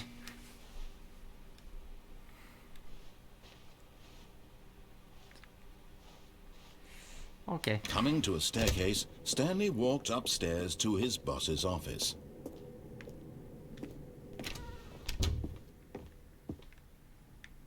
Anything on that computer? Okay, no.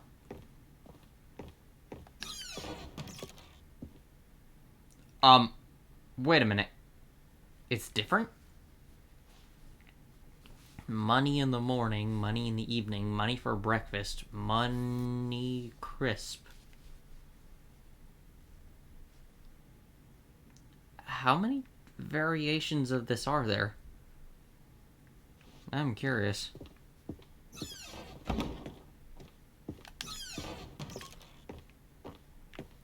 Anything different? Now that I'm seeing. Okay.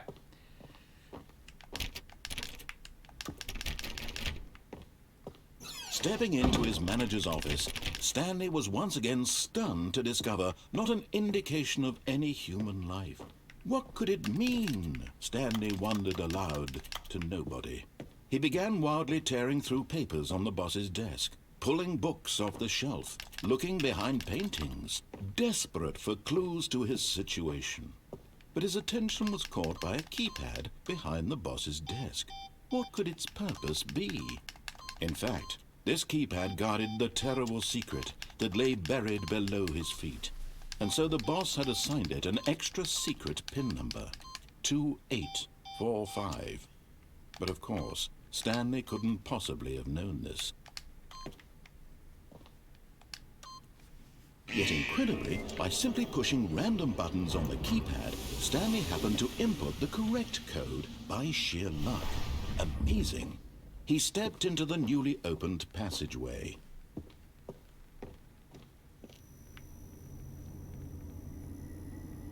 Okay. I gotta say, the lighting is oddly better in this version than it was in the original, but also worse. It feels like it's a little too dark in some places.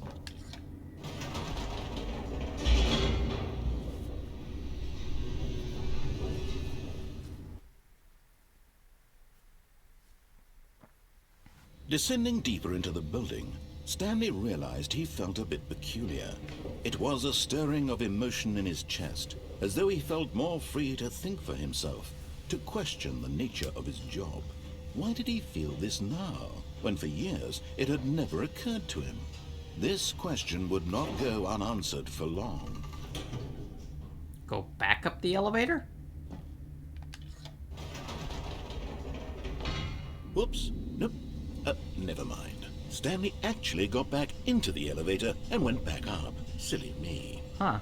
Why did Stanley do that when he knew that it would just lead back to his boss's office? Well, that's a great question. I just can't wait to find out. Huh. This must be one of the new endings. Because you did not have that option in the original. Like, that's... Can I press the button? No, I can't. I'm locked in.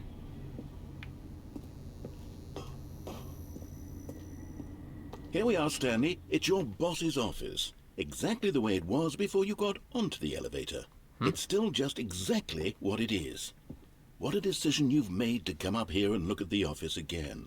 This has fleshed out the plot of the story in new and fascinating ways I could have never anticipated. It's that keen eye for storytelling that you have, an incisive rapid fire of critical plot points, one after the other, weaving a rich tapestry of uncompromising narrative. Wow! I'm bolted to the edge of my seat. Are you done talking? Come on. There we go.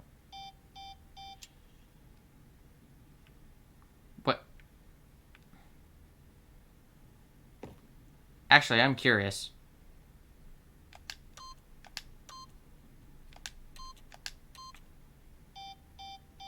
Ah, damn, they didn't make the joke.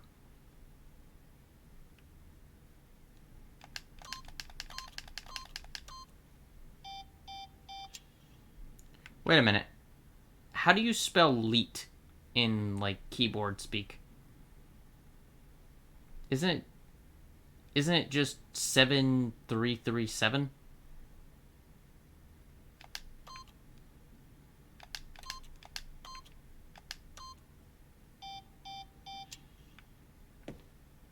Okay, I'll go back down the elevator. But yeah, answer me that question. How do you spell leet in keyboard? Incredible. Now he's getting back into the elevator and going down again. Ladies and gentlemen, how does he keep coming up with all of this? Because I'm wondering if something happens if you input it and they're like the first time we go. Surely this time Stanley will walk forward into the spooky corridor, won't he? Yeah, leet. Did you think we were going to go forward down the spooky corridor? No. It's time once again to go back up in the elevator. I can't even begin to grapple with what might be up there. Is it the boss's office again? Or what if it's the boss's office this time? The suspense is killing me. Like, it's a joke to input it in like a calculator, so I'm wondering if it'll work here and if there will be a joke to it. I mean, this is new, so I mean, who knows what else they've added.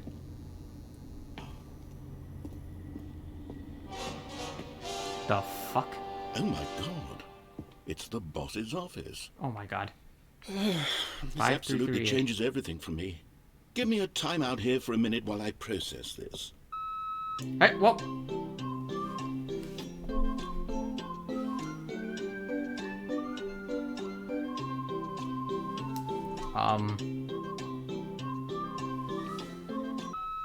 Okay, I'm ready. I'm prepared to embrace this stunning revelation and to move forward with... No! No, wait! No! I need more time to process. No.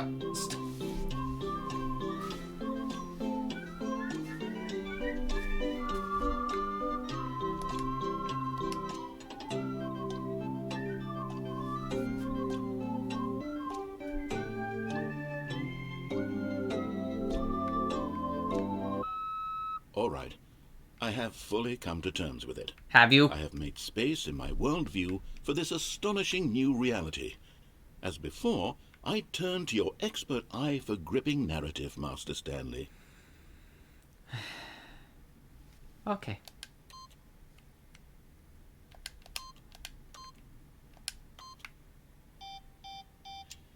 Huh. Maybe some other time.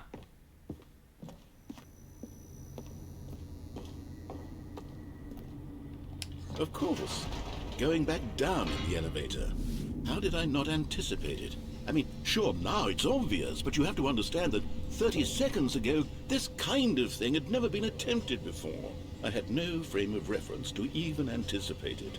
That's just how revelatory Stanley's decision-making is. A breath of fresh air in a landscape of storytelling that has grown stale and repetitive.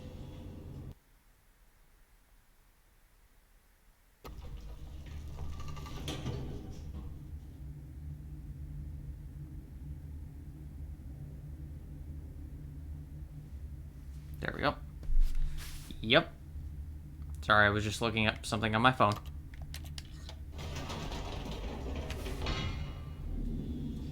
Alright, there we go. That's what I was looking for.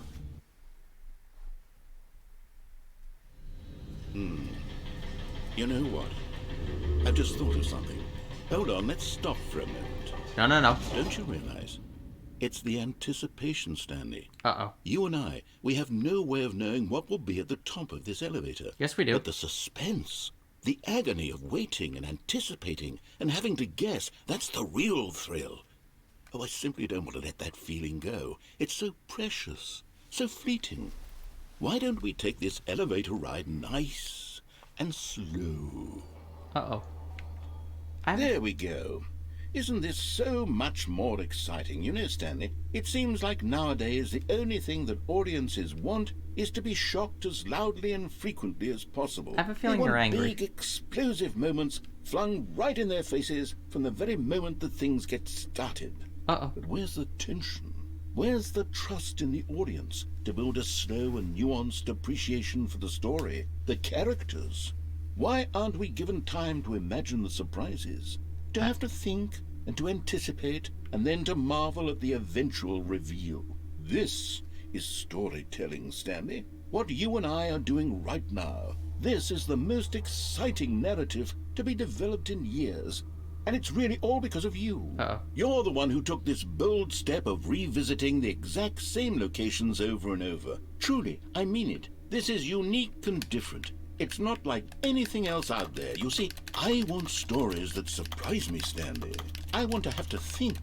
I want to be engaged and not pandered to. We're being fed such unimaginative drivel all the time, and we all know it, which is why we're so starved for content that makes us feel sharp and vital and alive. That's why people like you so much, Stanley. Because you're not afraid to spit in the face of tradition. You're a role model, you know? People look up to you. Which is why... Oh, I didn't know when to spring this on you, but, well, I've gathered a little press conference for you, so that you can talk about your work and your storytelling and your life. Yes, I know you're not much for the public eye, but I thought it would especially mean a lot to the people who have been following you from the beginning. They really look up to you, Stanley. Uh-oh. I don't know if you realize the impact you have on them. This is the kind of gesture that might leave a tremendous impact on them for the better. Oh, good, we're here. I have the distinct feeling you're angry. I kind of want to... Can I? Nope. Nope. Oh, okay, we're going all in. Okay, the room where we're holding the press conference should be just around the corner here somewhere. Please let me back on. The elevator is my safe spot.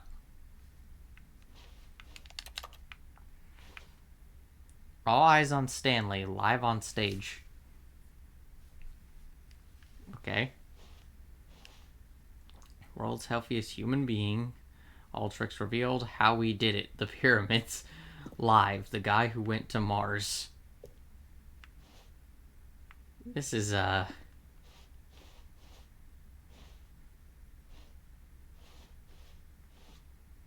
evening with world peace baby.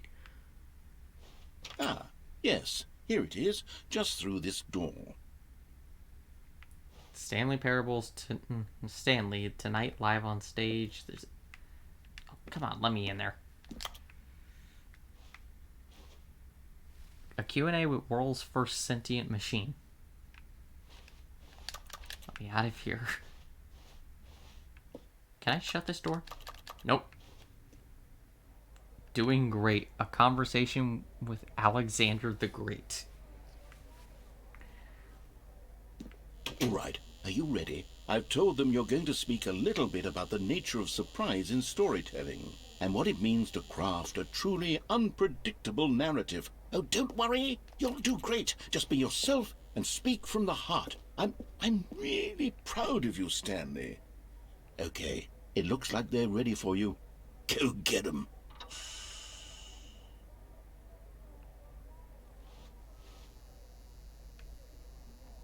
What the hell?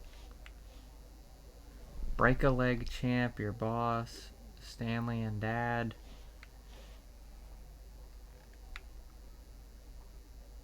Remember where you came from, your coworkers.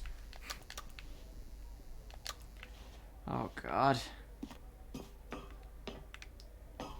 The dude who came up with pizza. I mean, that's a hero right there. What the? Let me off of here. Let me off of here. God, that's bright.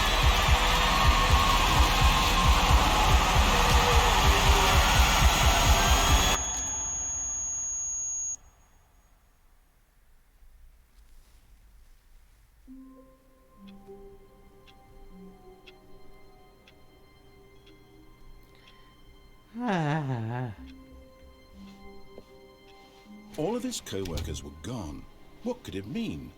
Stanley decided to go to the meeting room. Perhaps he had simply missed a memo.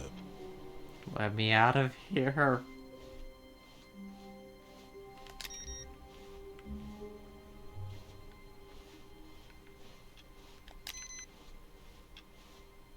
Wait a minute.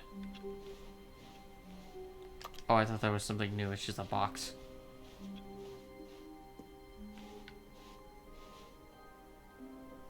Oh,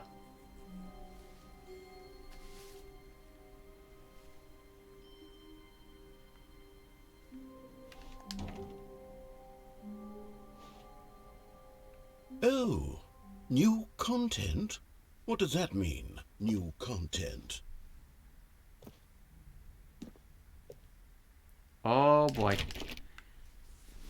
Now I'm really worried, because I have absolutely no idea what's going to happen from here.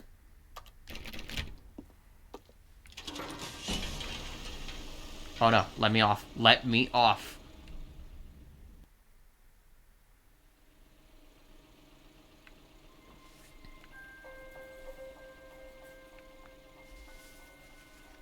Hello, and thank you for playing the Stanley Parable Ultra Deluxe. Uh-oh.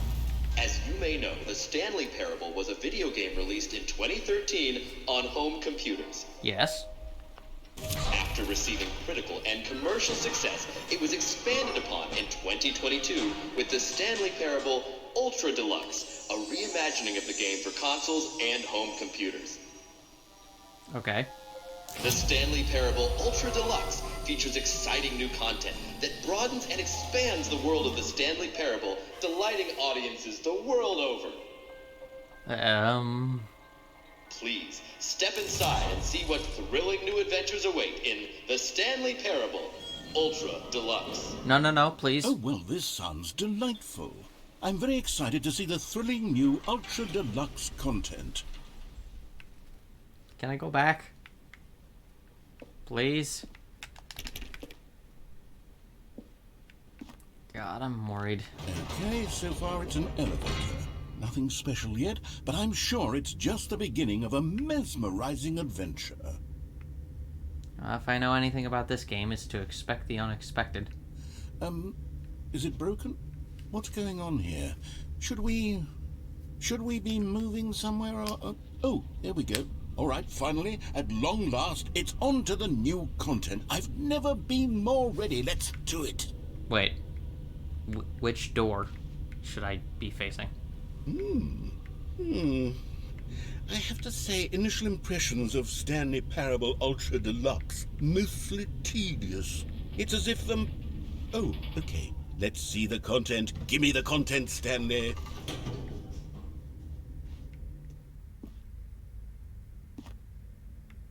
The jump circle? All right, let's see. It's the jump circle? But I can't jump. I'm a white man. Oh. Oh no, how many times am I gonna have to do this?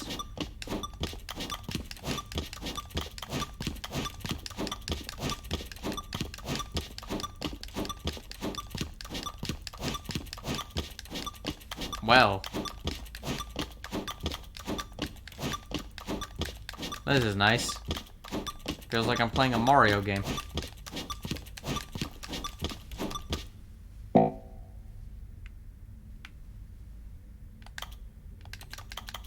Wait. Wait. What? Okay. Yes. Is that it? Yeah, what the hell? Surely that's not all the new content. There has to be something else, right? I mean, I would think. What's this way?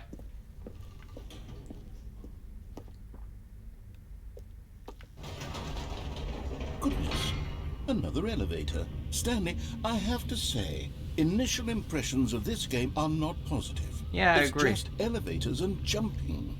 Is this what passes for exciting new content? If this is new content, then I could just read you the whole dictionary. There's 20 hours of new content right there. Hell, I could count to 30 trillion. You could put that on the box. The Stanley Parable Ultra Deluxe, now with over 1,000 hours of new content. And oh, wait.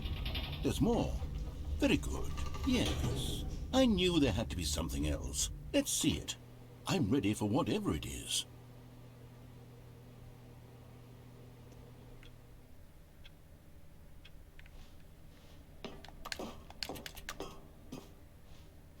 What? Thank you for enjoying That's it? Oh, you've got to be kidding me. You see, Stanley?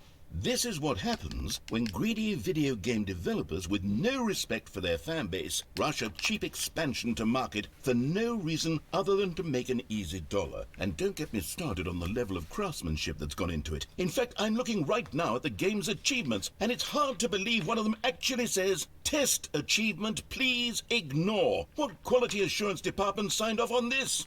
I'm infuriated and I'm offended, and I intend to find these people on Twitter and hold them personally accountable. Oh my god. It's my fault, Stanley. I built up too much anticipation around the new content, I'm afraid. It could never have lived up to such expectations. True. If you're still with me, why don't we just reset the game? Nope. And we'll try to get back to what the Stanley Parable is really about. No. No frills, no gimmicks. No. Just you and me having a great time together like always. No, leave me here. What do you say, friend? No.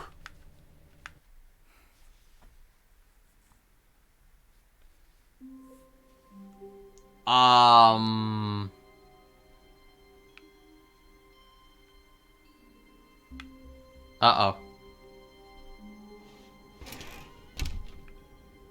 Uh-oh. Oh, that's not good.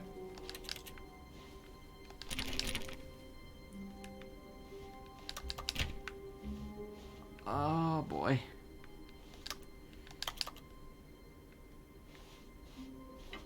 Psst. Stanley! Good lord. Come over here. In the vent. I want to show you something. I'm gonna take a hard pass on that one, Chief. Like, a really hard pass. Oh. You don't want to see the cool surprise I made for you? Well, fine. You're a dork anyway, so who cares? I'm sorry. You're creeping me out, dude. And last time I saw someone go to a tall, like, not a tall, a tiny small space like that to check something out, it was the movie It, and it did not end well for the child.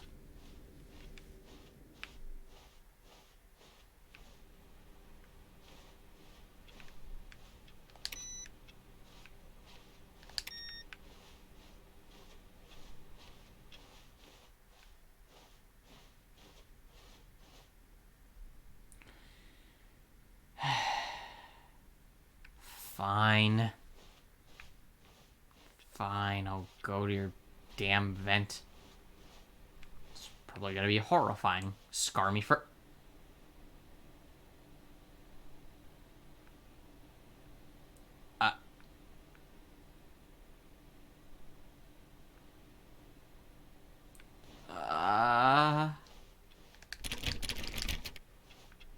Oh, please tell me that wasn't a one-time thing.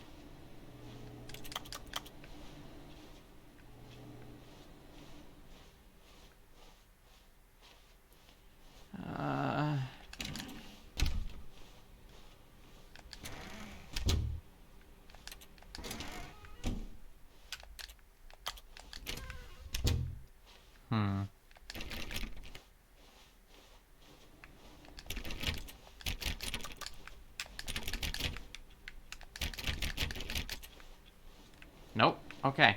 Maybe it was a one-time thing. None of the doors are opening.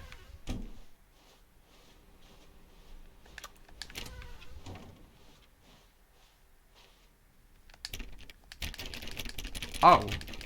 It's still there. When Stanley came to a set of 2 open doors, he entered the door on his left.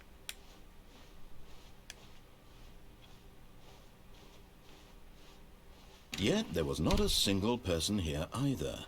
Feeling a wave of disbelief, Stanley decided to go up to his boss's office. Coming to a staircase, Stanley walked upstairs to his boss's office. Hang on. Is this different again? Yep, if you get the feeling money's for stealing, but not yours, of course. Say, that's a lovely purse. Well, okay. God, where's that last computer?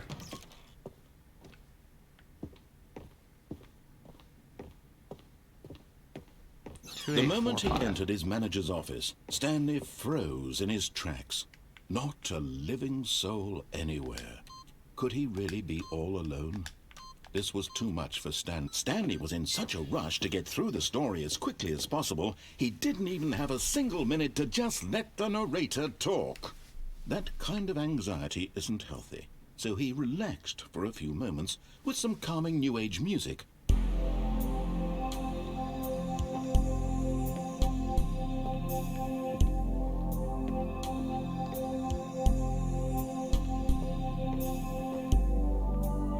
Feeling soothed and rejuvenated, Stanley calmly walked forward into the opened passageway. Can I input something now? Besides... Nope. Okay, so one-time deal.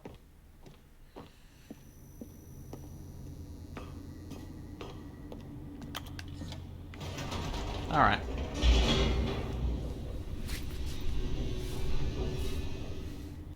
I really hope I can see that vent thing again. It's really gonna suck if that was, like, just so random that I can't do it again. Stanley walked straight ahead through the large door that read Mind Control Facility.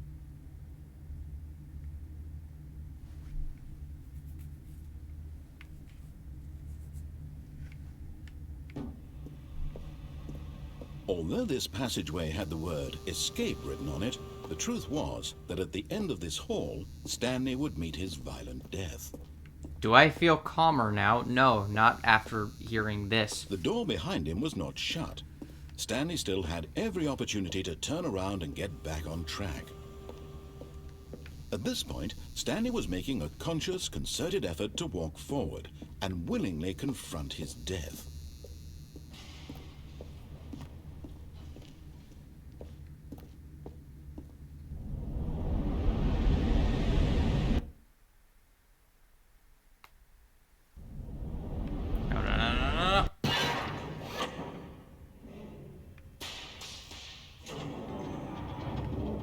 As the machine whirred into motion and Stanley was inched closer and closer to his demise, he reflected that his life had been of no consequence whatsoever. Stanley can't see the bigger picture. He doesn't know the real story, trapped forever in his narrow vision of what this world is. Perhaps his death was of no great loss, like plucking the eyeballs from a blind man. What? And so he resigned and willingly accepted this violent end to his brief and shallow life. No.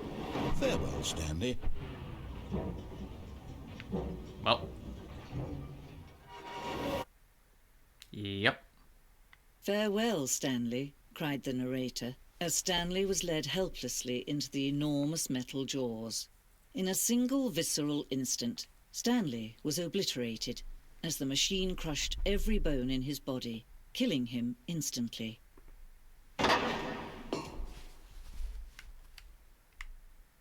Well, this is nice.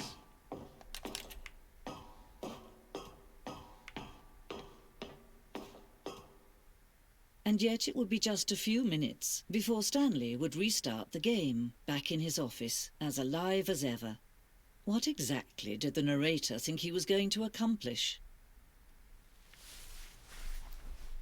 When every path you can walk has been created for you long in advance, death becomes meaningless, making life the same. Do you see now? Do you see that Stanley was already dead from the moment he hit start?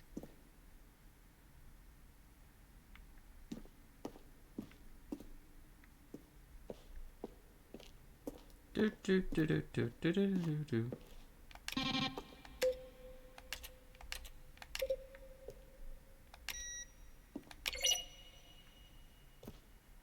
I wonder.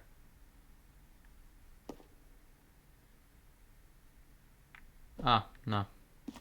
I was thinking of something, but I can't do it here.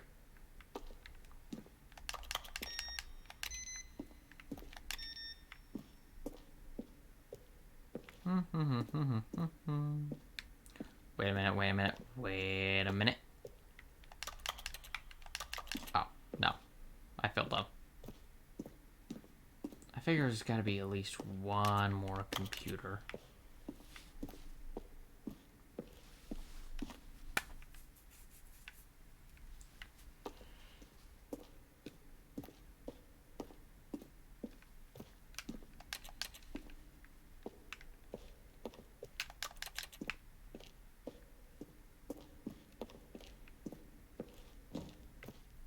The War Zone? Early in development, we designed an ending where Stanley would end up on a battlefield fighting aliens. The action game would become sentient and would wage war against the narrator. We realized shortly after starting to build it that it was far too jokey and on the nose for the tone of the game. Plus, some people interpreted it as making fun of people who like shooters, which was not our intention. I'm wondering if some of these endings were repurposed. Ultra Deluxe announcements. In December 2018, we announced the Ultra Deluxe version of the Stanley Parable at the Game Awards. These are screenshots of the videos we made for the announcement and the game's delay.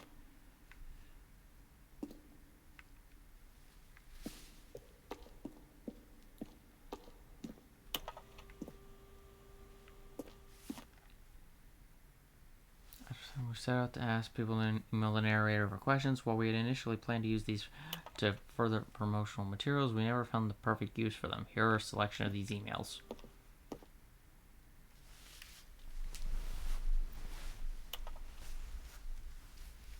Are you a rock? Huh. An early version of the lounge.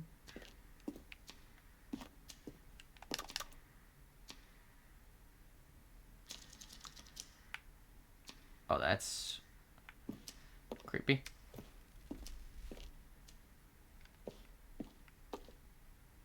Meeting room.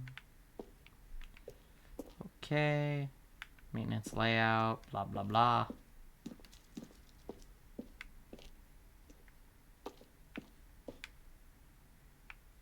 The Zending? Early version of the ending known as the Zending, which was eventually cut and merged with another part of the game. These levers were originally part of the Zending. The player would pull a lever and the narrator would describe what color they had pulled.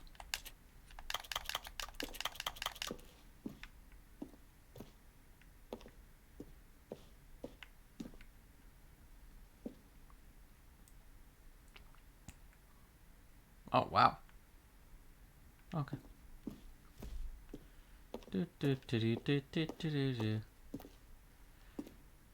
Escape menu. For a long time, we had an ending that only ended when the player restarted from the escape menu. Unfortunately, very few players realized this is what they were supposed to do, which was frustrating for everyone.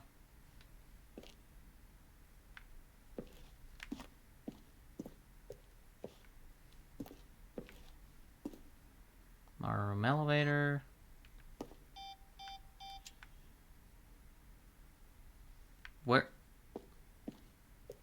Where am I hearing? Freedom ending. Where am I hearing it? No, not there.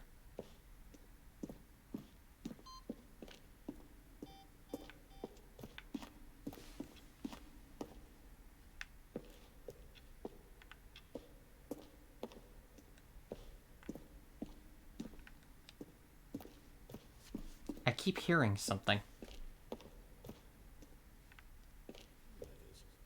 Oh, I don't know. How about they're throwing a surprise party for him for all his button pushing? See how it's impossible for the player to do anything in this room? Perfect example of poor level design, textbook mistake.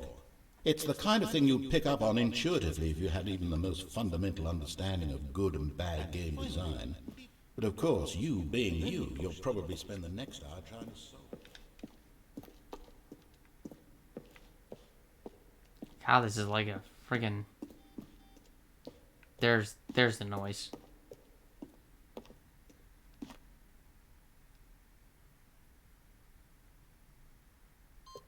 Oh.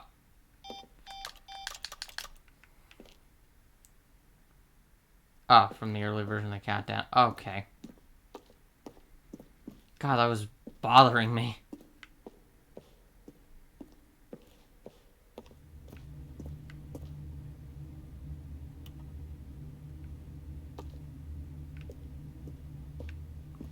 Okay.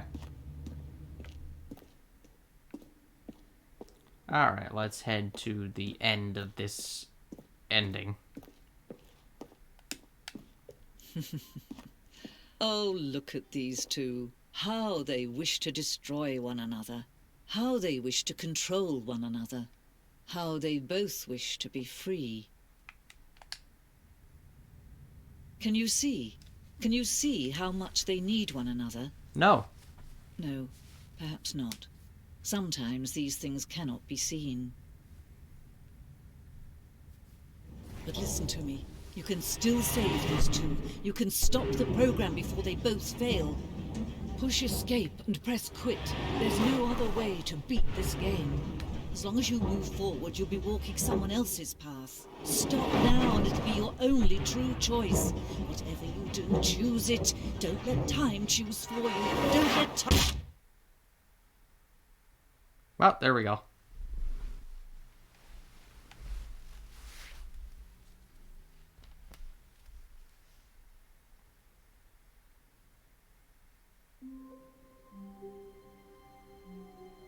Oh.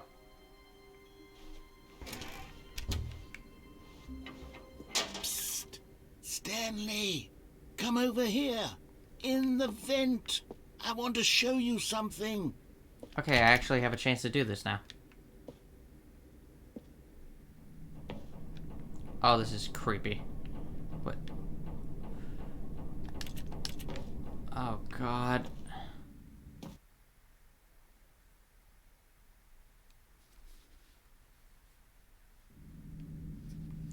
Oh my God, this is really preying on me. Okay, you remember how cheap and unsatisfying the new Ultra Deluxe content turned out to be? Well, it got me thinking about the past, and how much better the Stanley Parable used to be. So I made something special and tucked it away here where the game's developers won't find it.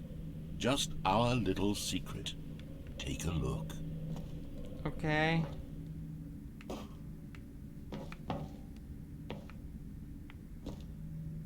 Oh God, narrator, you're creeping me out here. What? What did you do?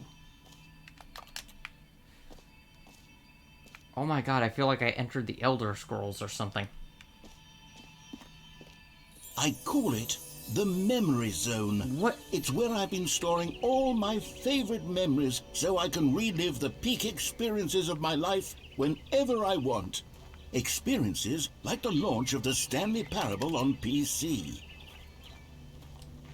What in the hell?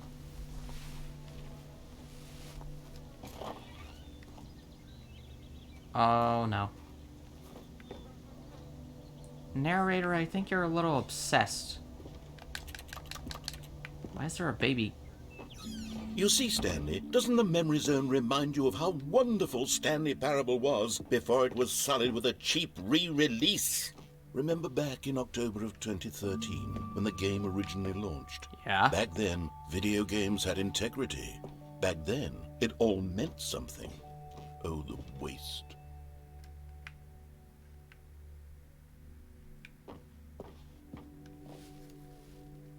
Narrator, I think you have a problem.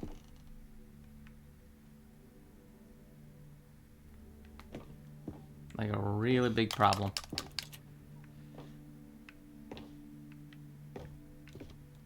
Okay.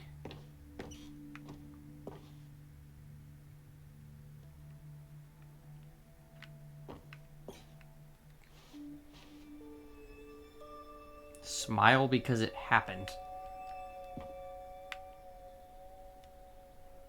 What?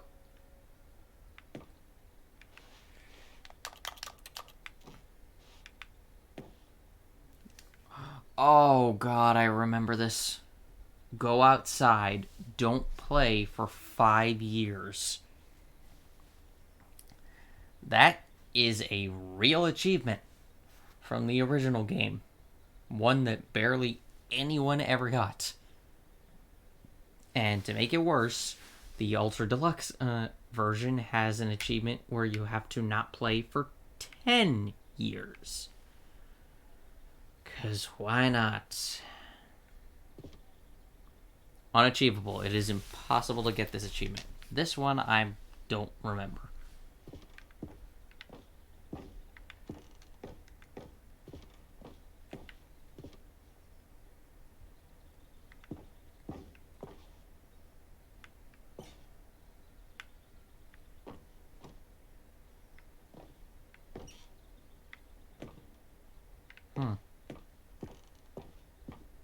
Oh, there's that ending.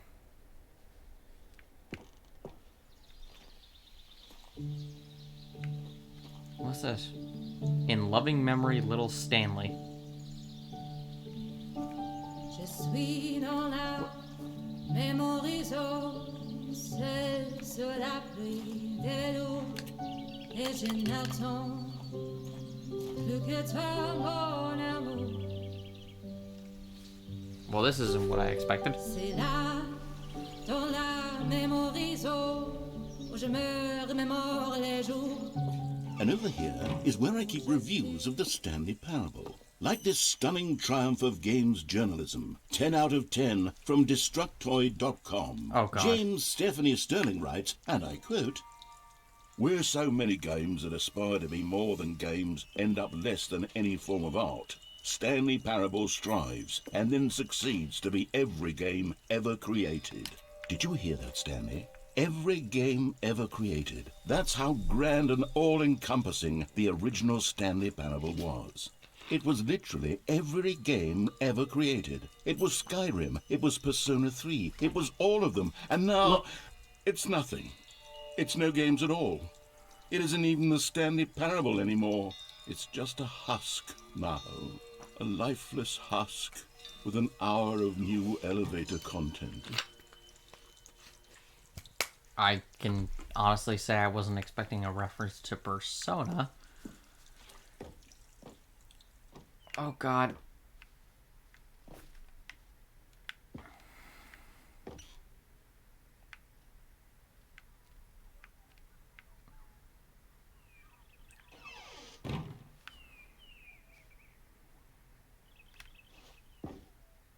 Person of the...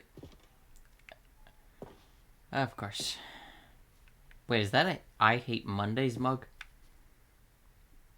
Yes, it is.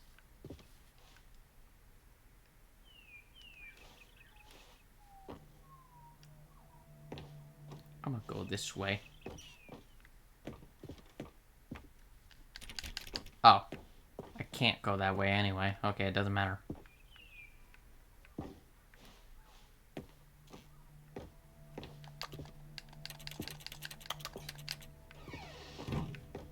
Oh, now you close. Let me out of here.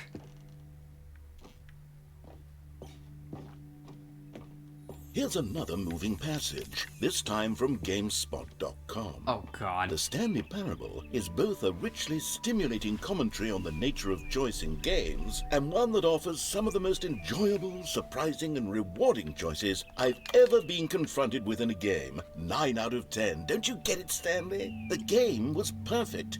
It didn't need anything else. It didn't need new content. It just needed to be left alone, to spend the rest of time collecting dust in the hallowed hall of beloved video game memories. Narrator, I can't get there. Why did you open the door? The serious room. I can't get there. Why are you opening that? I guess I go backwards. These were simpler times, Stanley. But I wouldn't give to go back, to have it all over again. Also, really, Destructoid and GameSpot? Not exactly the best news journalists out there. Wait, hang on. I don't recall this part of the memory zone before. What's this? What's down here?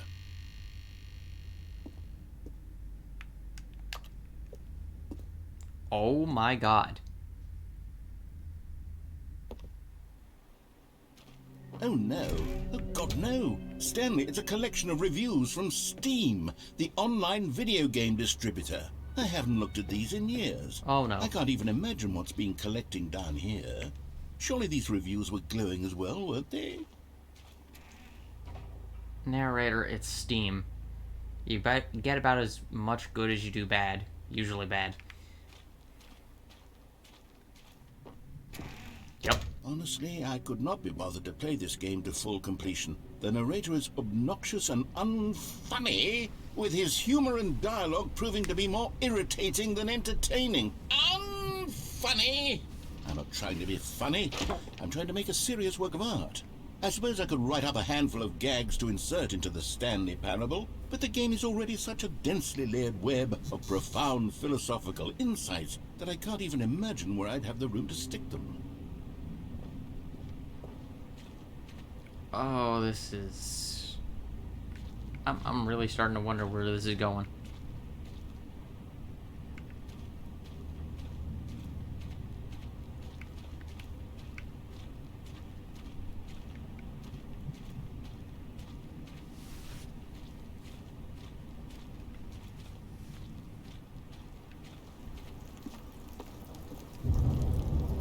Hey, look, it's a ladder. Or is it a step ladder? 10 out of 10, joke of the year. Okay, let's see what this one says. While the idea for the game is good, for someone who prefers non-linear games, this preachiness gets annoying fast. Preachy? Stanley? I'm not preachy, am I? You can tell me if I'm preachy. Honestly, you can. Oh, goodness. This is actually quite shocking for me. Well, to be honest, I had always thought of the game's dialogue as being rather terse to begin with. You can't know how much fluff I cut from the game to get it to feel as light and airy as it... Well, I always thought it did, but maybe it wasn't. Dear, what an awful memory to have to hold on to. These black marks are my otherwise unimpeachable track record. I feel like a failure. Like I let these people down. Perhaps the Stanley Parable isn't quite as sterling as I always remembered. Okay. Feel like we're having an intervention here.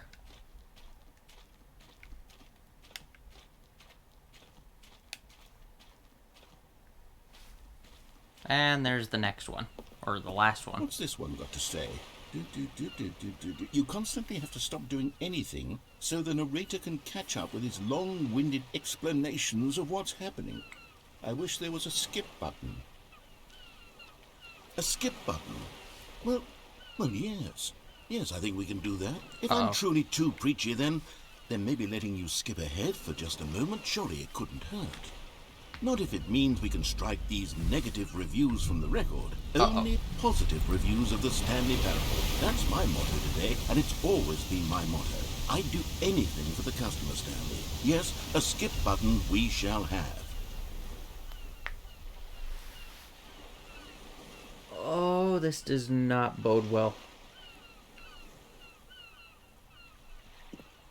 I can't go back, can I? Nope. Can I step into the water? No, I cannot. Let me out of here. Let me out of here. Oh my god, what in the hell?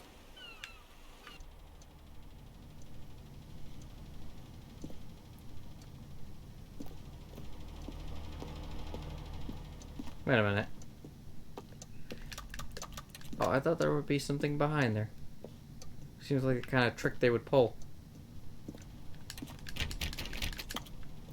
And here it is. Go ahead and give it a shot. I'll pop you forward in time so that the second my incessant droning starts to bore you, with just the push of a button, you'll have zipped right past it. It's what the players have been asking for, and I'm very proud to have delivered. No more listening to me rambling on and on and on. No. The Stanley Parable is a game for the people.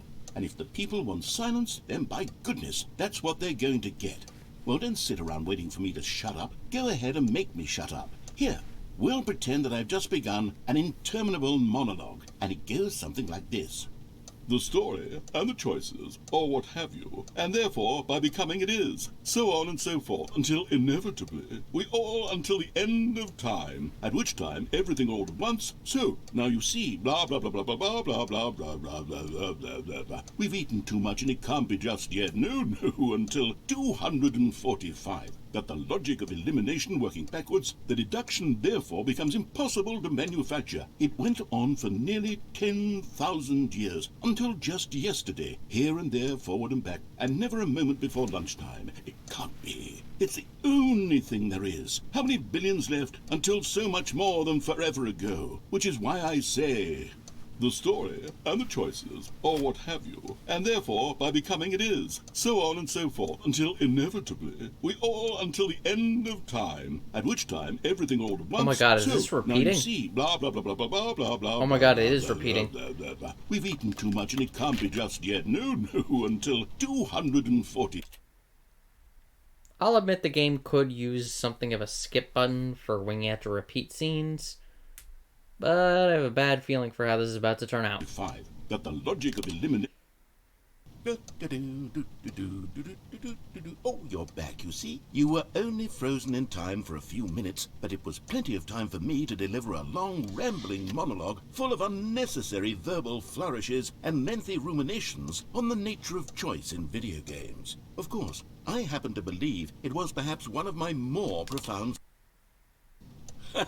Well there, sport. You really did catch me rambling on a bit, didn't you? But that's the power of the button. The minute I start to go off on a thoughtless display of self-absorption, it's right at your fingertips to go poof, and it's all over. Oh, I can't wait to see what Cookie9 will say about this, and whether they'll edit the rating of their Steam review, or at least change some of the wording, perhaps. To be honest, I don't even know if one can change their review in the first place. I guess I should become better educated on exactly how Steam works. Perhaps that would have been the smart thing to check on before I went about this whole exercise of making the skip button. Although I have to... Okay, welcome back, Stanley. Now, I should say that the amount of time the button has been skipping through is becoming longer and longer. That last one was, well, I want to say maybe 30, 45 minutes? It's not unendurable by any means, but it's, well, there's really only so much I can ramble on to myself about. I know, it's shocking, isn't it? But at any rate, I do suggest that we not press the button again. I think the skip button has been aptly demonstrated, and we can say goodbye to it and just... Wait.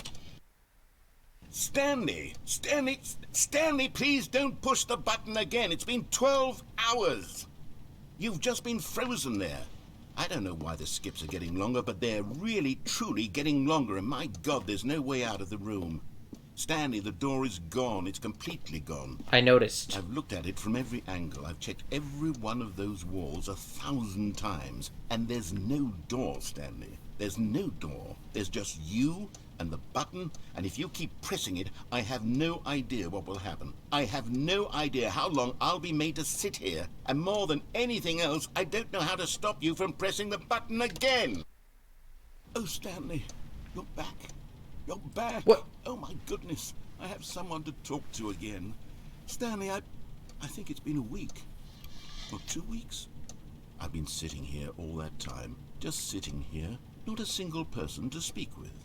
And you'd think that that's just how it's always been, right? Me talking and you saying nothing. Yes. Would you think that it's exactly the same as always? Yes. Doesn't that feel like what we've already been doing? Me just talking? But it isn't, Stanley. It isn't the same at all. It isn't even close. Because I know you can't hear me once you push that button. That's what I'm realizing now, Stanley. I'm realizing that I needed to know that someone was listening. I needed there to be a vessel through which my words were moving. It was the vessel I needed, Stanley. Not the outcomes, not the story. None of that matters anymore. I'll give it all up. I'll give up every branching path. I'll burn my story to the ground. One single thing I need, and God, I can see now that I need it more than anything, is to know that someone else is taking it in. These words that I'm saying, I need to know you can hear me. That's nice. Oh, hello. It's you. You're here again. Welcome. Hi. I have had time to think about you and about us and about everything we've been through. I've had so much time. I stopped keeping track after a year. Have you ever sat down in one place and not moved for one entire year? Let me describe it for you. To begin with, there is only regret. There is only the turning wheel of missed opportunities. I felt nothing at all but regret for the longest time, Stanley. Days, months. Feel more regret.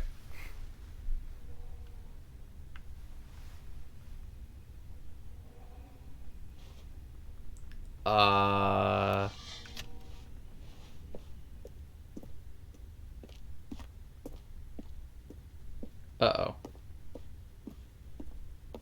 Uh-oh.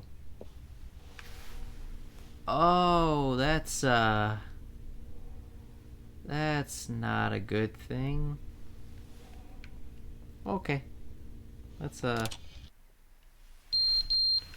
what the frick? Oh, God. Stop. Stop. Stop. Get me out of here. But they didn't understand the game was never meant to be funny. It was meant to have a point. It was meant to speak to the human condition. But where are the jokes? Where are the jokes? They bemoaned, they screamed, they gnashed their teeth and said, entertain us. Get us out of here.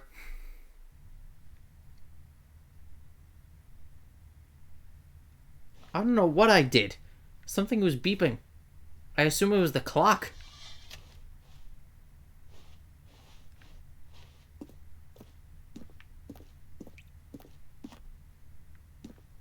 How long does this go on?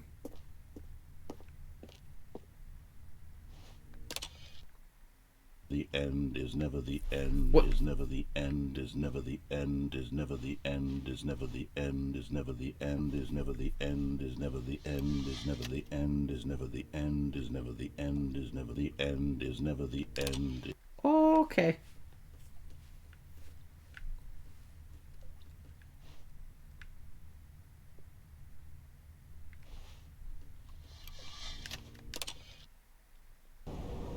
Oh, God. Oh, no. Narrator? You wanna... Uh-oh.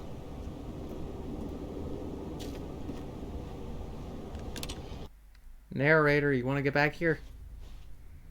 Please? What's going on here?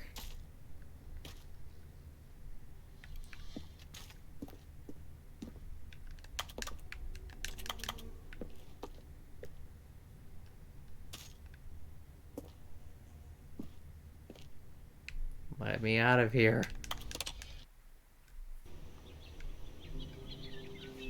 What in the hell?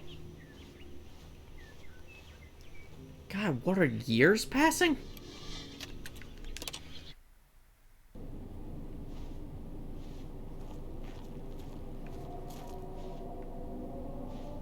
Oh, hell no, I'm not here for this.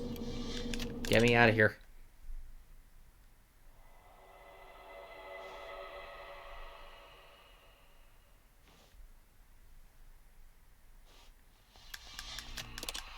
Nope.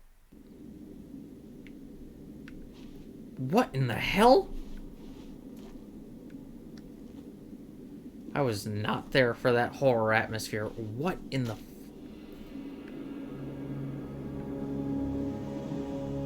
Nope. Oh God, I can't press it again. Where am I? What happened? Did the world end?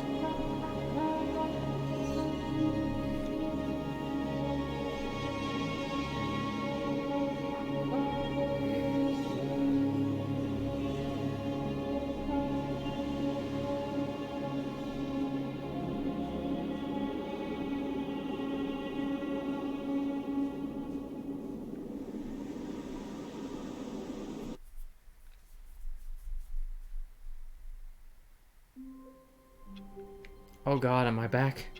Is it over? Is it... Oh, the time is now.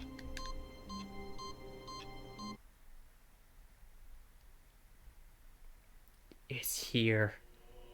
Welcome, Stanley, to heaven.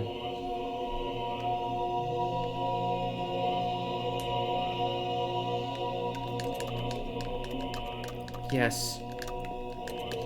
This is truly heaven.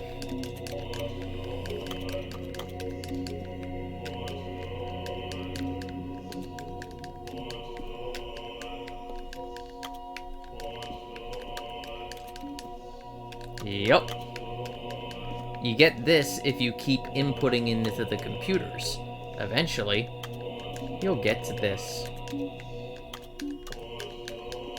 It's nice. If you like pushing buttons, is just the place for you.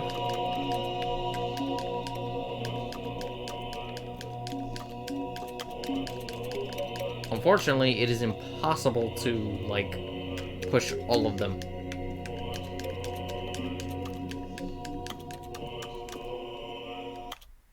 Okay. Can't really do anything else there. Because it just goes on forever. Alright. All of his co-workers were gone. What could it mean? Stanley decided to go to the meeting room. Perhaps he had simply missed a memo.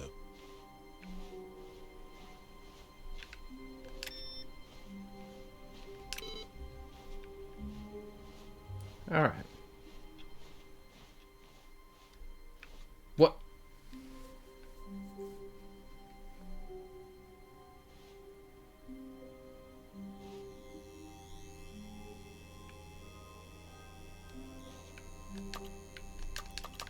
Ah, damn it, I thought I was gonna...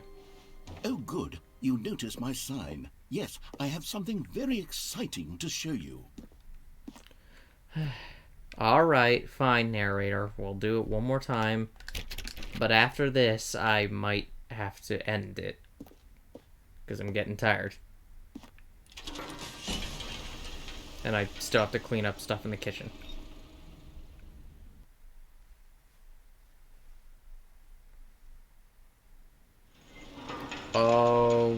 Oh no, we're back here.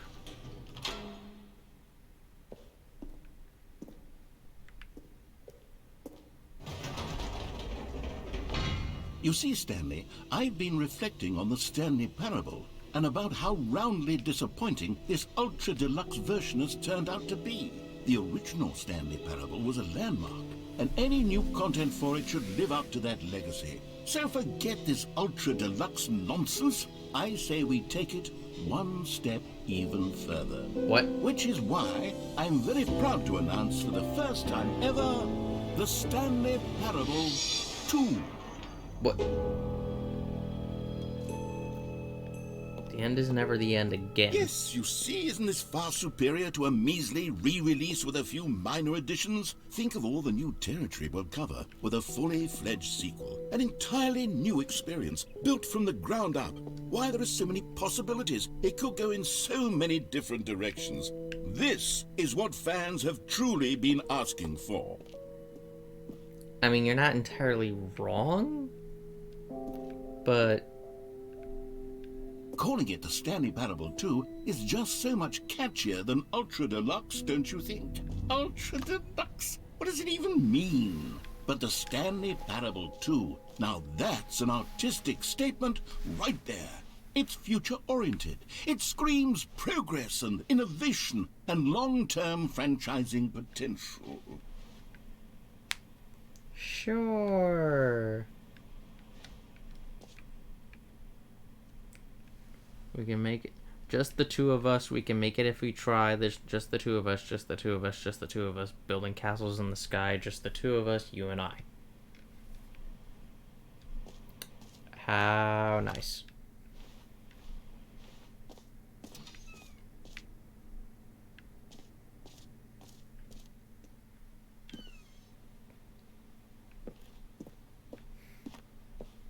They're back. 2 doors. But of course...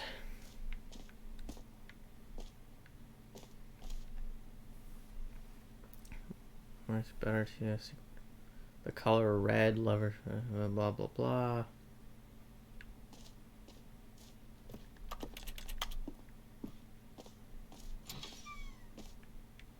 Now, to be clear, I haven't quite nailed down what exactly the Stanley Parable 2 is going to be, but let's take a look at some of the features I've been developing for it.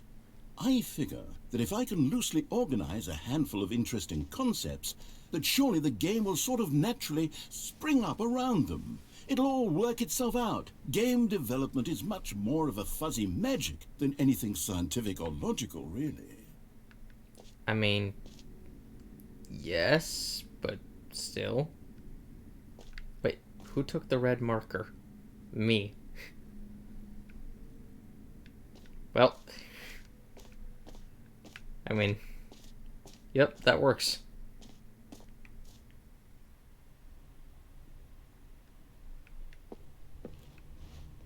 damn it.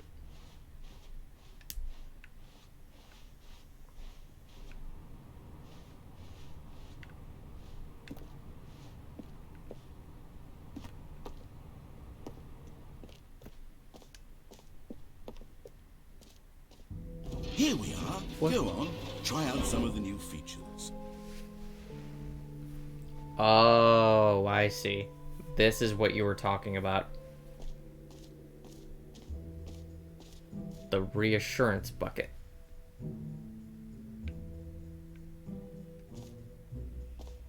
The merch.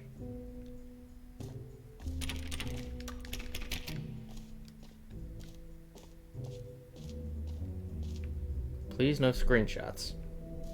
Ah.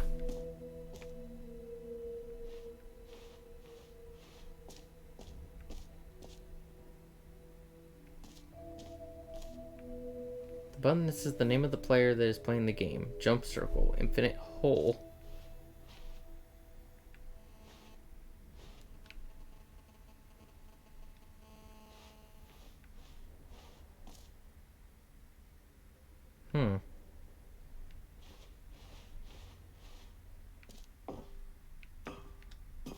An epilogue would be fun, wouldn't it, Stanley? Yes, yes, it would go at the end of the, well, we'll figure that out later.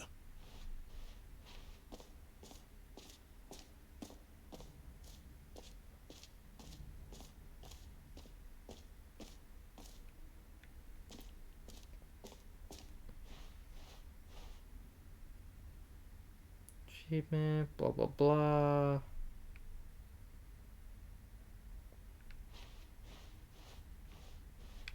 Ah!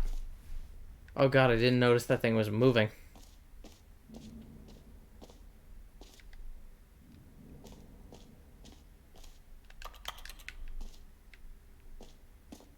What's up here?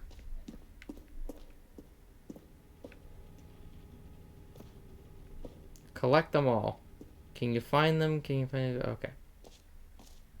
Ah, collectibles. Now it's a real video game. In the Stanley Parable 2, you'll run around gathering up these miniature Stanley figurines. And what's truly innovative is that there will be no reward for collecting all of them. I don't want to stifle the intrinsic joy of watching a number go up. You simply collect all of them, and then you move the hell on with your unremarkable life.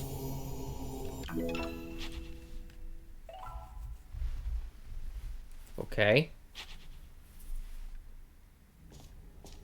Wait. Oh. God, it really is the worst when you collect everything in a video game and then they give you a big fancy reward for it. Absolutely tragic. Oh no, don't tell me there actually is like these little things around here.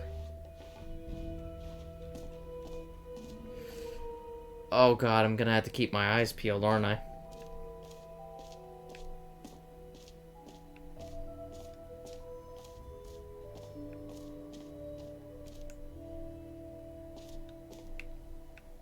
Free achievement. Now here's something special. You remember that broken test achievement that got left in the game on accident? Well, I'm developing a technology to simply give you the achievement. Yes, you see, you'll come to this lever, and when you pull it, the achievement will be given to you. It's as simple as that.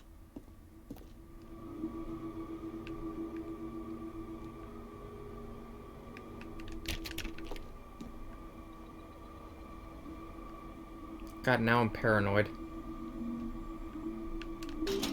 Okay, perhaps I should have clarified. This is technology that will exist. Right now, the achievement is still fully broken. I'm not a wizard, Stanley, but I guarantee it will be fixed in the sequel to at last satisfy the hordes of ravenous fans all over the world who have been uproariously demanding this feature. Gamers, we hear you, and I promise it will happen.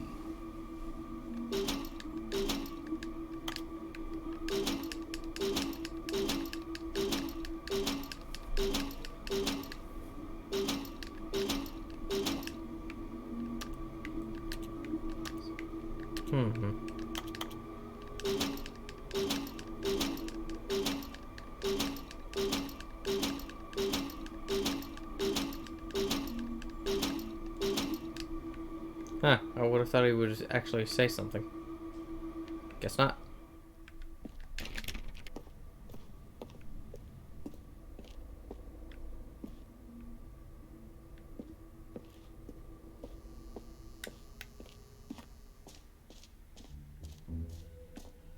What else? What other exhibits haven't we seen yet? You know what? Let's bring the jump circle back for Stanley Parable 2 as well. It's a... Oh, wait. You already spent all your jumps the first time we saw the jump circle. Oh. Oh, well. I suppose it can just be a nice decorative piece, then. I actually didn't expect that to carry over. Normally it doesn't.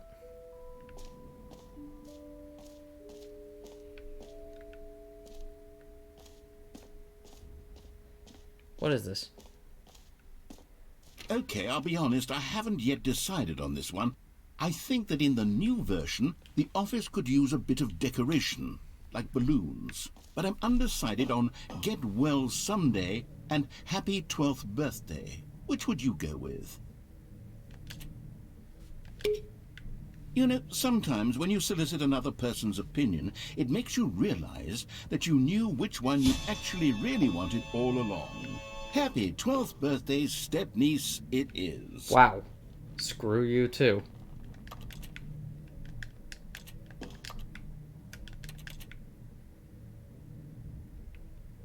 Oh, that one got stuck.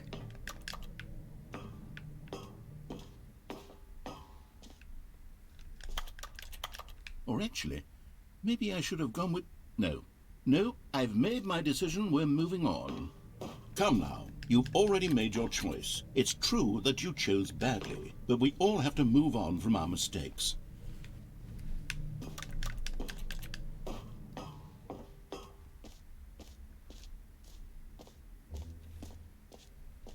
Okay.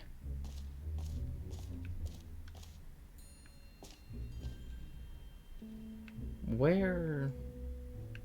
You know what? I'll go to the bucket.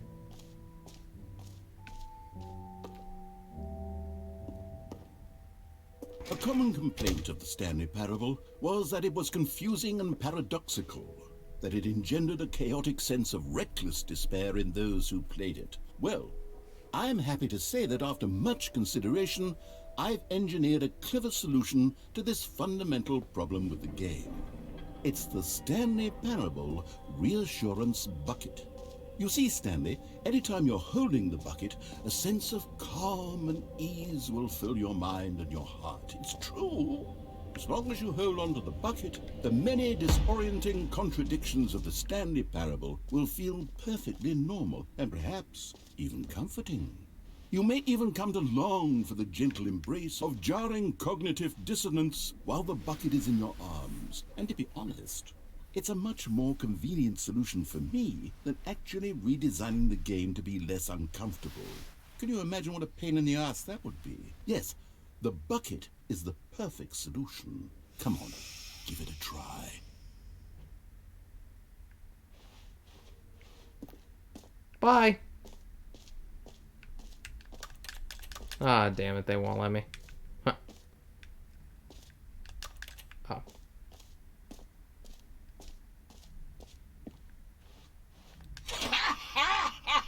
What the? Can you feel it?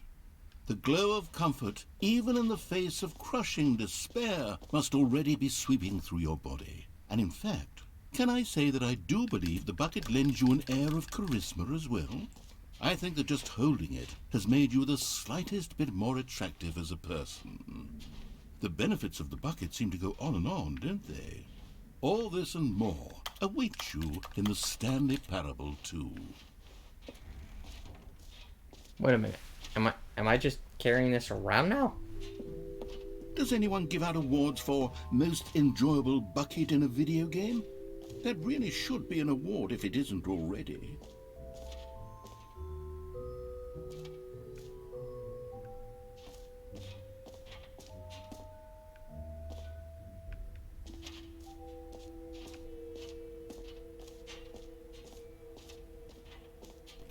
For the Stanley Parable 2, I asked myself, What do players really want? And of course, the first and most obvious answer is that they want to be individually recognized and validated as people.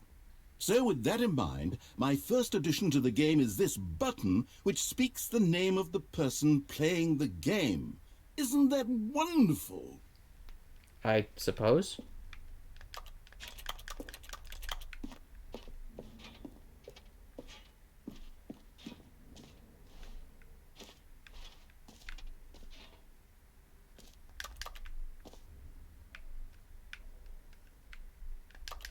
Nope, doesn't work.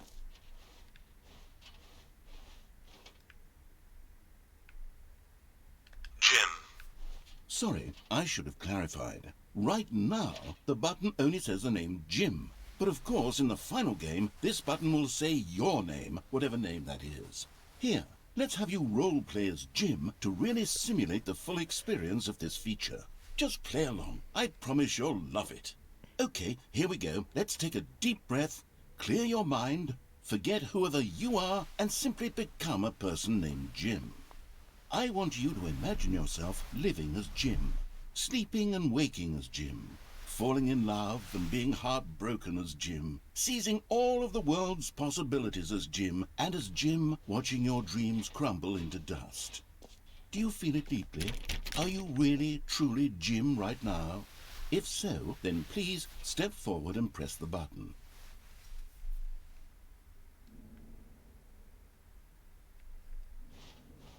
Nope.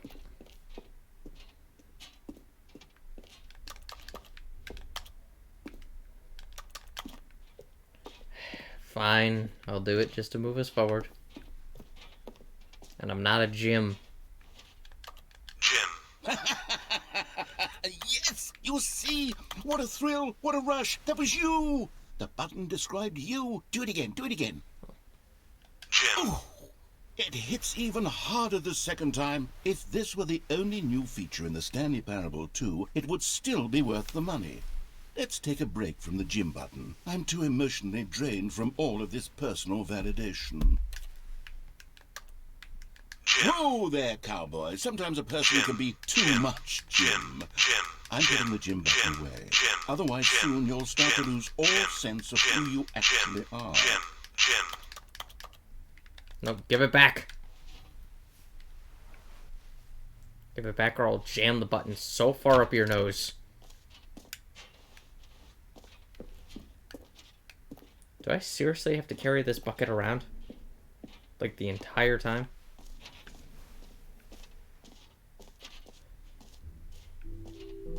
I suppose I could allow only people named Jim to play the Stanley Parable 2. That would actually save me the work of finishing this feature.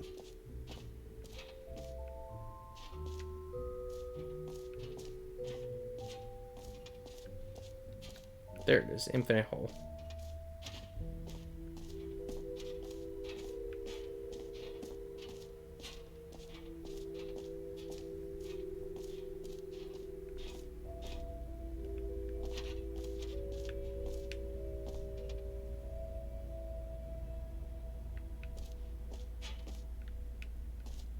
God, I want to put it down.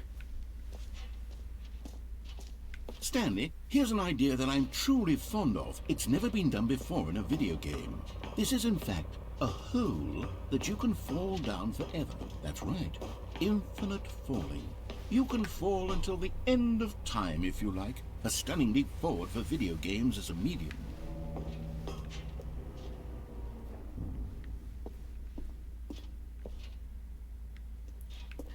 Okay.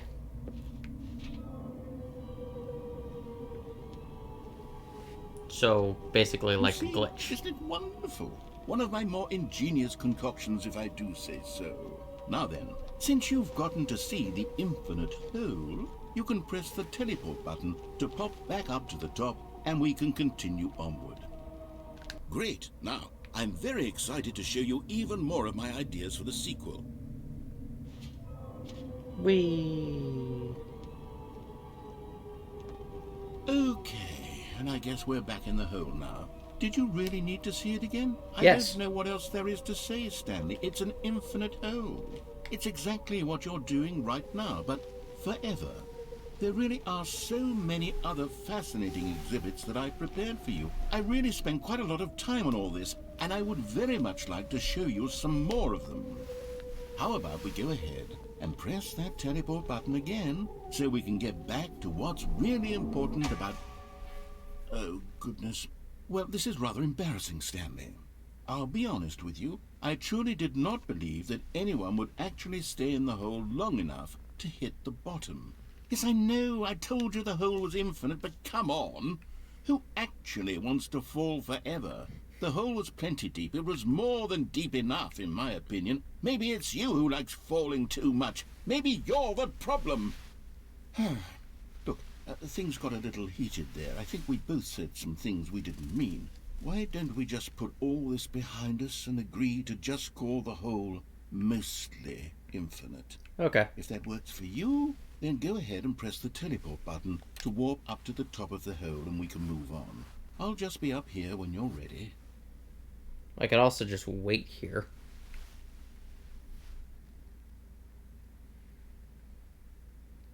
But I got a feeling nothing will happen if I do. Alright. So that was fun. Back down the hole. Oh, for heaven. You see, I was right.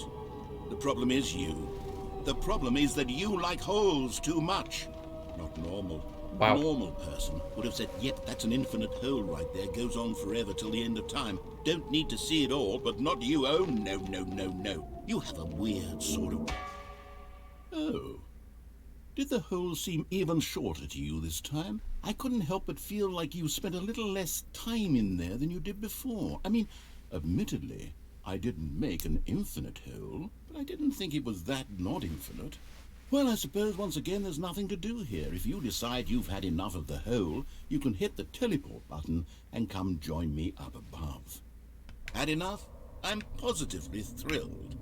I really do have so much more to show you and to talk about, and I've had enough of the hole for a lifetime. Gosh, how could I have guessed? You're back in the hole. Yep. If this starts to become a thing where... Wow. Wow. Okay. Yes. I'm starting to become extremely certain that the hole is not only not infinite, but that it's growing steadily less and less infinite. I suspect that I'm starting to hit the point where it's no longer feasible to call the hole infinitely deep, even by the lax overall standards for accountability and marketing. What's going on here? Stanley, I have no explanation for the uncertain nature of the hole's length. Here, let's try something. Let's pop back up to the top, and we'll see if it gets any shorter. Probably. Well, there it is. What the the- shame of my lie has come to haunt me. Not only is the hole not infinite, but it's barely even a hole at this point. It's more of a concavity, or even a very aggressive divot. Or a kiddie pool. Doesn't water Is it. this still appealing to you? I know you're obsessed with holes, but at this depth, I just can't see this scratching the itch. Oh, who am I to judge?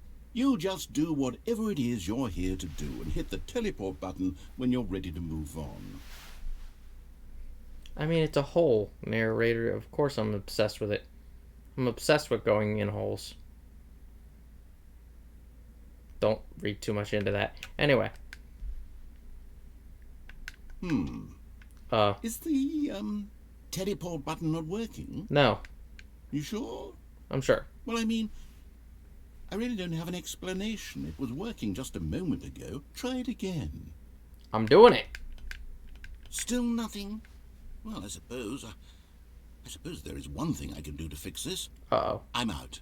Goodbye, Stanley. What? You couldn't bear to be away from the hole, and now you'll get more time with it than you could ever have asked for. It's a win for everyone. You get to be with the hole, I get to do literally anything else. Take care, Stanley. I hope you and the hole have a wonderful rest of eternity. Dude, you're a disembodied voice. What are you gonna do? Come back here and get me out of here.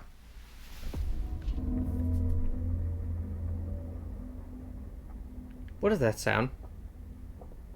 I don't like that sound.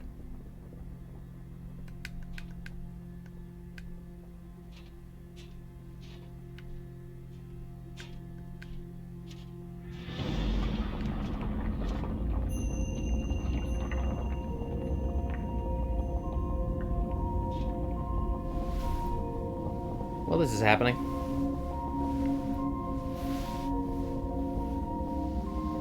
Maybe it was waiting for him to leave?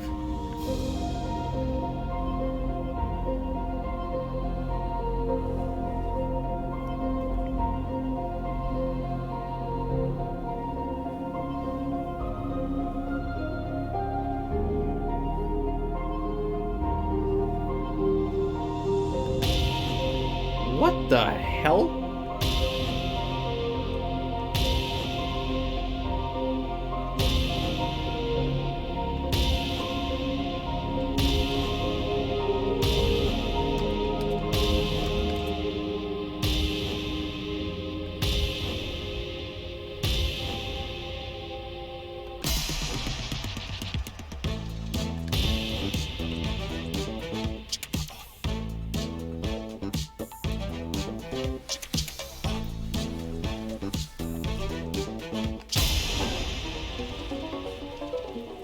What is going on?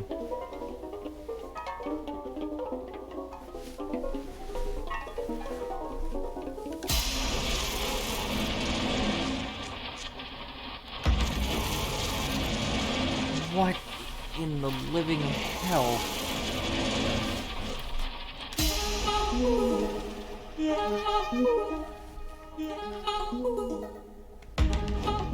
Oh, that's disturbing. That's also disturbing.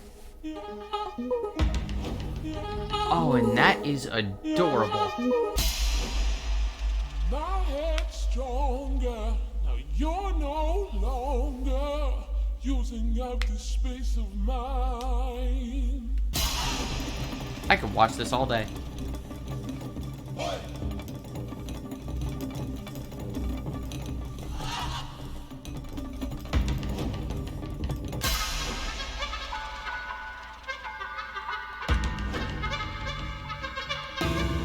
Oh, what in the hell?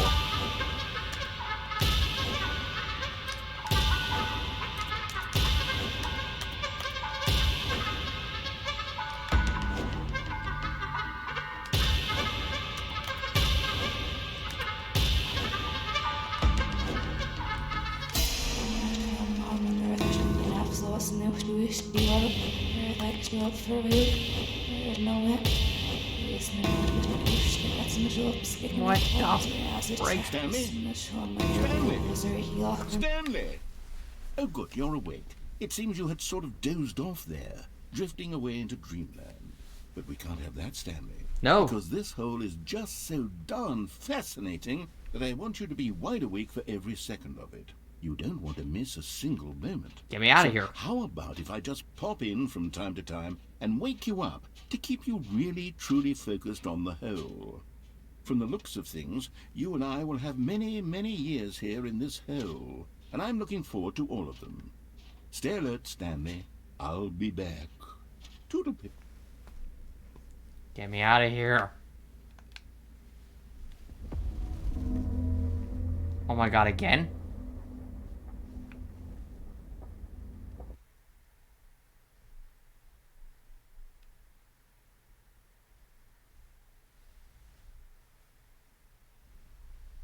Oh god. Here we are. Go on. Try out some of the new features. Wait a minute.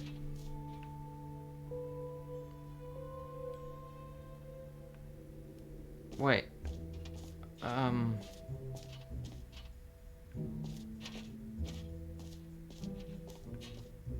But we already did this.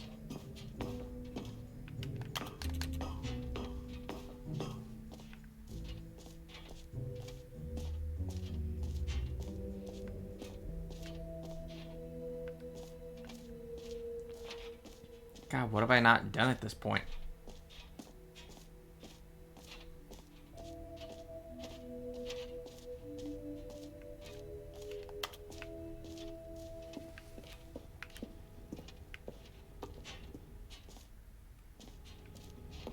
Like, legitimately, what have I not done at this point? Am I just meant to reset?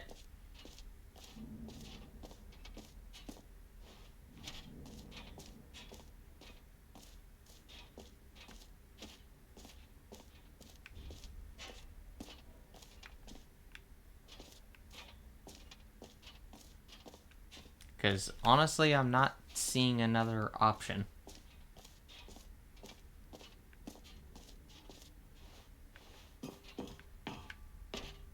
Wait a minute. This wasn't here before, was it?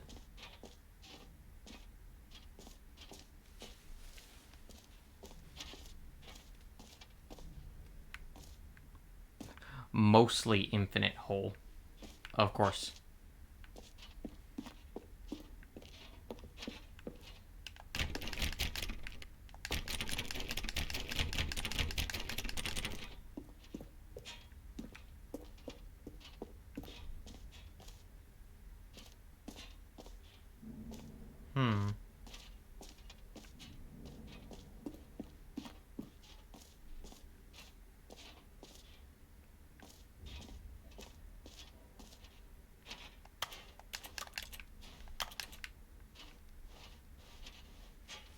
So am I meant to reset?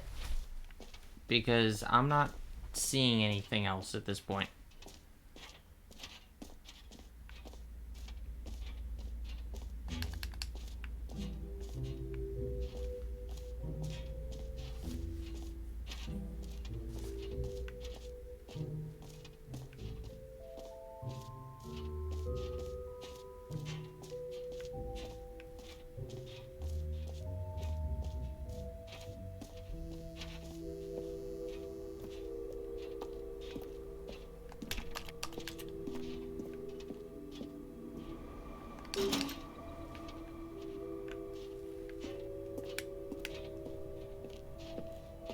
Huh.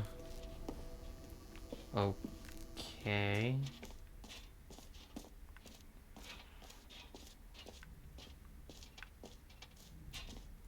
I mean, there's gotta be something. They wouldn't just put you here with no way to get out.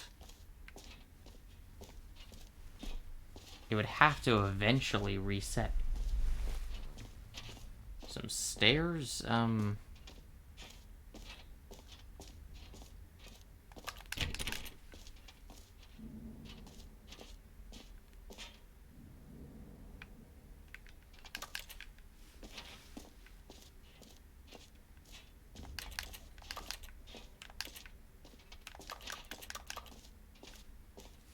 Well, if the stairs go to an exit, I'm not seeing where the stairs are.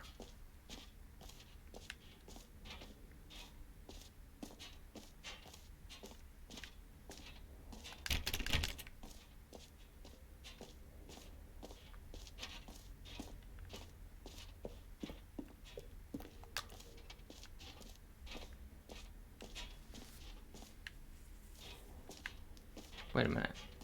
What's that up there?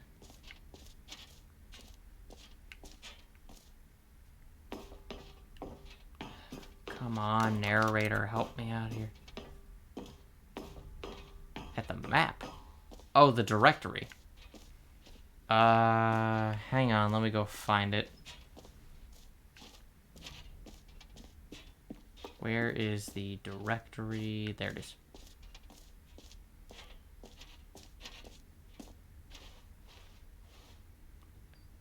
Exit. You're here. Where's E? E's over there. I'm here. I'm at number 5, which is... Oh. Okay. So... What's A9? Collectibles. Okay, so in relation to that, if that's facing that way, that means...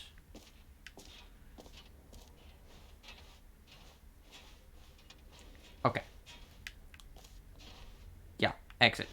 Alright.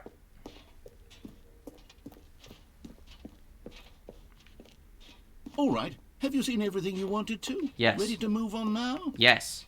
Please. Get me out of here.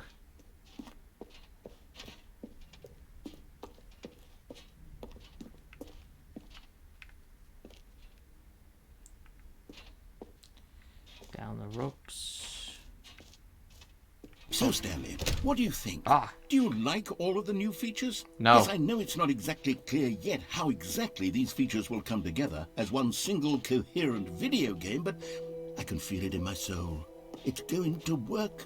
There's definitely a good game in there somewhere. Say, let's do an experiment. I'll arrange these new features together, and we'll see whether or not it coheres into a meaningful gameplay experience. Okay. Are you ready? Here it is. I give you the Stanley Parable 2. What the?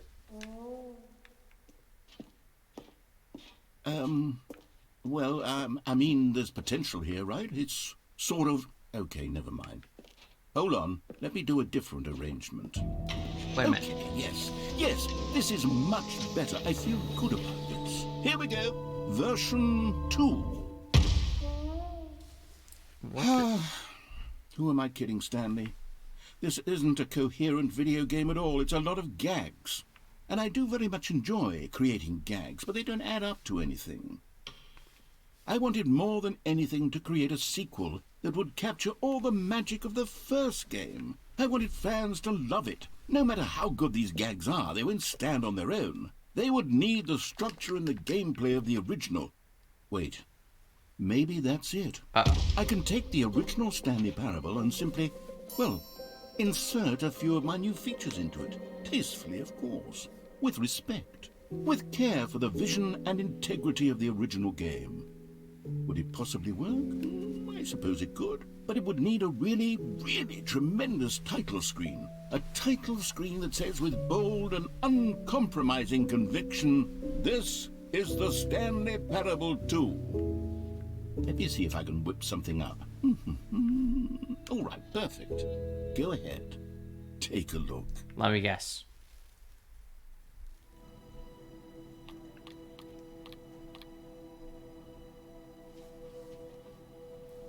Oh, this is creepy.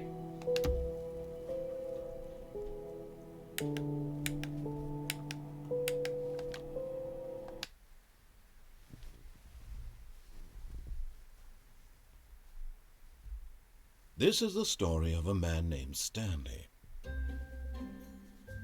Stanley worked for a company in a big building where he was employee number 427. Well, the intro is the same, but number 427's job was simple. But the balloons He sat are at there his now. Desk in room 427, and he pushed buttons on a keyboard. Orders came to him through a monitor on his desk, telling him what buttons to push, how long to push them, and in what order. This is what employee 427 did every day of every month of every year. And although others might have considered it soul-rending, Stanley relished every moment that the orders came in, as though he had been made exactly for this job. And Stanley was happy. And then one day, something very peculiar happened. Something that would forever change Stanley. Something he would never quite forget.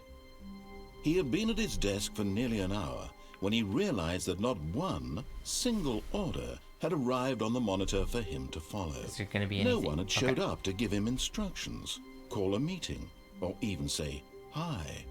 Never in all his years at the company had this happened, this complete isolation. Something was very clearly wrong. Shocked, frozen solid, Stanley found himself unable to move for the longest time. But as he came to his wits and regained his senses, he got up from his desk and stepped out of his office. Huh. All of his co-workers were gone. What could it mean? Stanley decided to go to the meeting room. Perhaps he had simply missed a memo. No matter how hard Stanley looked, he couldn't find a trace of his co-workers. I like the attention to detail that the balloons are actually there now. Oh, the bucket! Stanley picked up the bucket. What? Okay.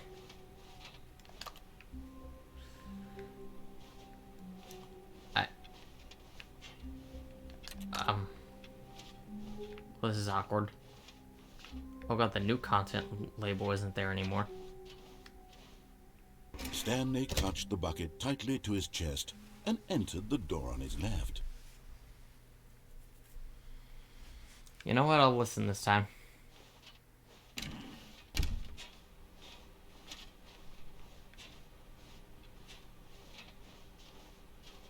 Still no one was here. Stanley needed the bucket's warmth and comfort now more than ever. Perhaps his boss's office was where he'd find answers. Hang on just 1 second.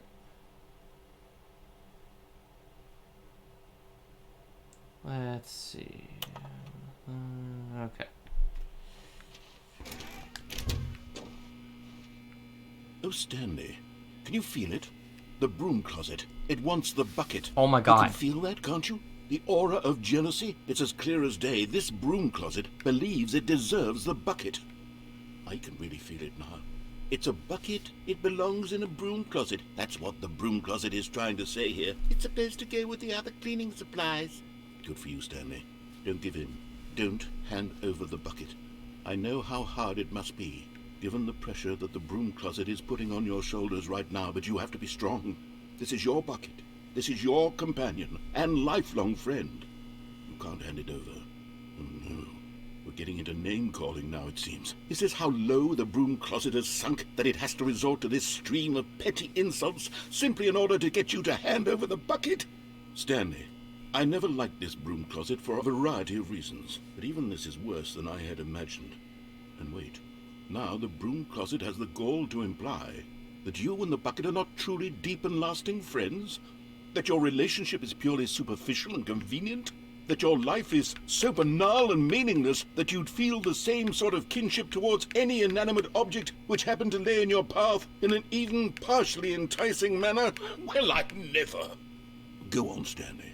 Lay into it. Really tell the broom closet off for its demeaning comments. Expand on the wide variety of experiences you and the bucket have shared together. Go through each of them point by point.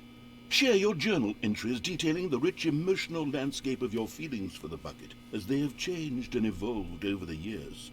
Let him have it. Okay.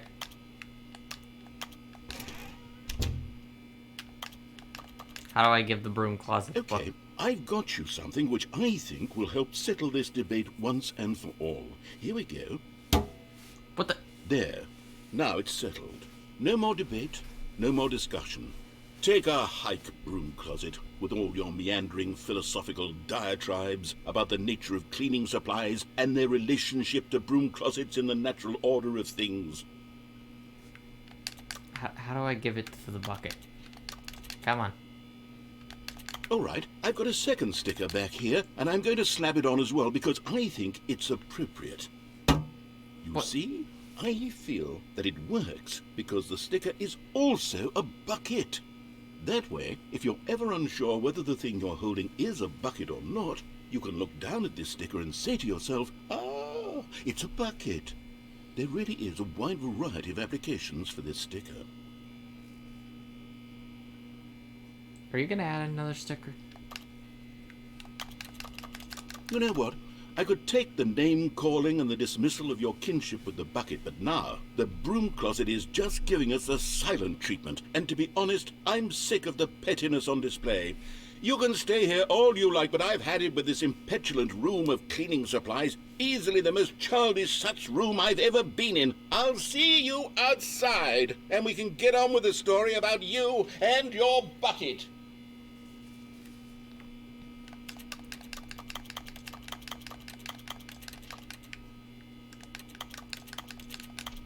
Okay.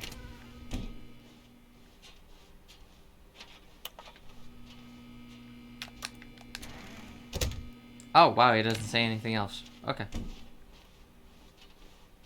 Coming to a staircase, Stanley and the bucket walked upstairs to the boss's office.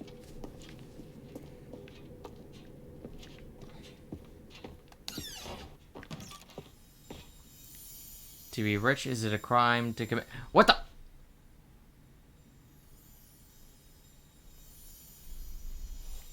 You found one of them. One of the miniature Stanley figurines. Remember, no reward for collecting all of these. only the intrinsic pleasure of a job well done. You can't buy that sort of happiness, Stanley. God knows I've tried. So, I implore you to savor each and every moment you come across one of these beautiful figurines.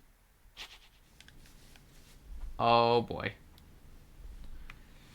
To be rich, is it a crime? To commit crimes, isn't it rich? What a life it would be to have to pick just one. Oh god, now I'm gonna have to keep an eye out for these things.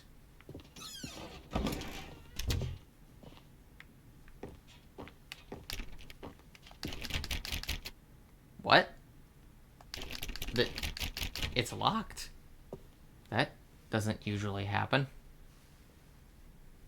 Let's see. Stepping into his manager's office, Stanley was once again stunned to discover not an indication of any human life. Crushed by the weight of this revelation, Stanley may have broken down into an emotional dumpster fire if not for the soothing presence of the bucket. Even now, in his darkest of hours, did the bucket's warmth and guide... The bucket did not react, except perhaps a tiny glow of warmth. Subtle, yes, but an unmistakable spark from somewhere deep within.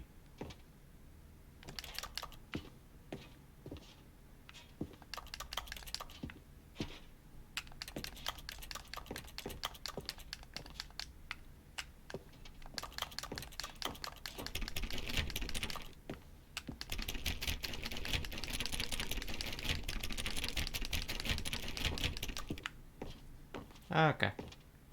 Stanley just sat around twiddling his thumbs. Trying to input anything on the device was useless, since he could never possibly know that the combination was 2845. I wonder what happens if I keep getting it wrong. 2845.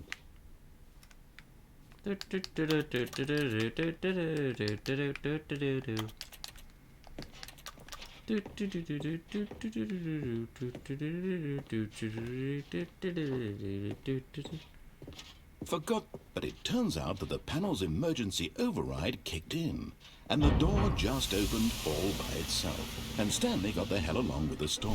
Well, whoop-de-doo.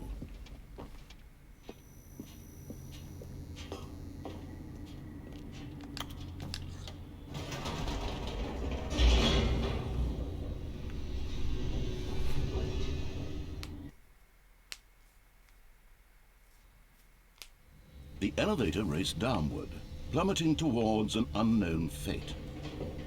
It would be all Stanley could do to keep himself together, if not for the bucket. Soothing him, comforting him, reassuring that in this darkest moment of uncertainty, he would be all right. The bucket is here for you, Stanley. Everything will be fine. Okay. Stanley and the bucket walked straight ahead through the large door that read, Mind Control Facility.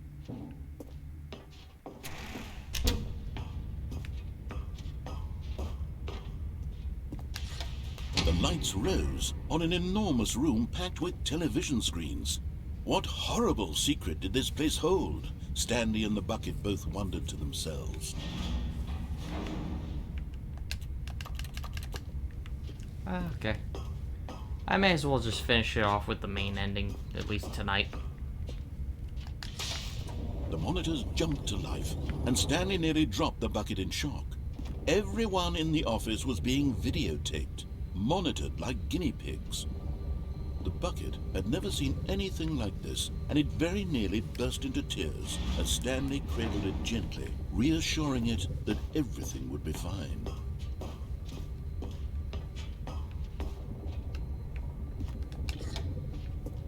Was the bucket under the mind control facility's influence as well? Had the bucket been told to do things it didn't wish to do? What kinds of things does a bucket want to do or not want to do in the first place? These questions raced furiously in Stanley's feeble mind.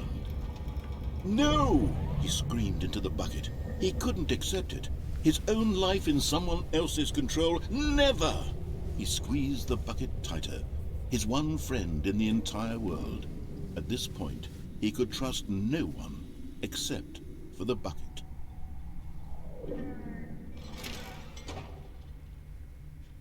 But here was the proof.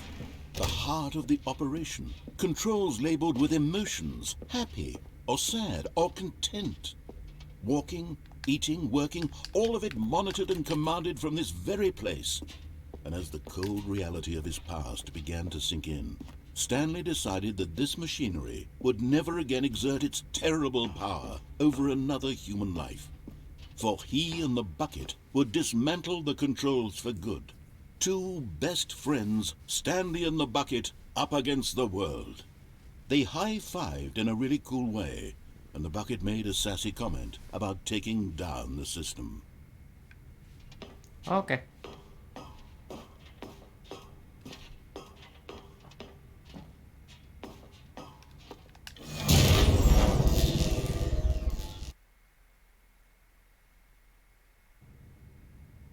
Stanley and the bucket waited in blackness. Was it over? Yes, they had done it. Stanley and the bucket had defeated their greatest and darkest enemy, freed themselves from the tyrannical grip of the evil mind control machine. Freedom was now mere moments away. Excitedly, the two of them began to discuss the kind of life they wanted to live once they stepped through this massive door. The bucket wanted to learn to roller skate. Stanley wanted to sneeze in every country on Earth. Both of them wanted to begin watching a movie, any movie, but then stop it halfway through and begin watching it in reverse from the end. True, it was a simple life they envisioned, but it was one they'd lived together, with one another to lean on, to trust, to support. What? What? Wait. What was happening? Why had the door stopped? Was Stanley and the bucket not about to be freed? Unbearable silence filled the room, lingering in uncertainty. Until finally the truth hit Stanley square in the face. This building did not want the bucket to leave. Even the facility itself recognized the incredible calming presence of the bucket, needed the soothing warmth of the bucket, would go to any lengths not to part with the bucket. No. Stanley can't leave this place. Not while he has such a precious bucket in his arms. Not while this building has anything to say about it. Stanley realized he would never again leave this very room. But at least he has the bucket. To be trapped eternally in darkness isn't really so bad, Stanley thought to himself. As long as I have my bucket with me, right? I'll be okay, won't I?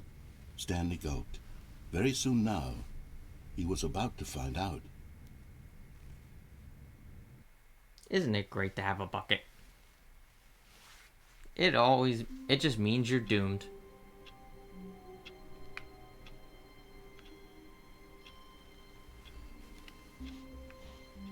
Someone was following Stanley. He was sure of it. If he checked over his shoulder now, he would surely catch them. It was only a matter of time. Okay.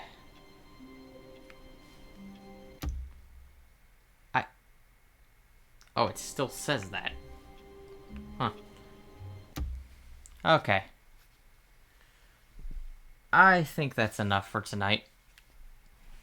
I'm just gonna call it quits here because it is like 1 in the morning and I do need to get some sleep. Along with cleaning up some stuff in the kitchen still, So, thank you for checking in, and I'll be posting this to YouTube later anyway, so...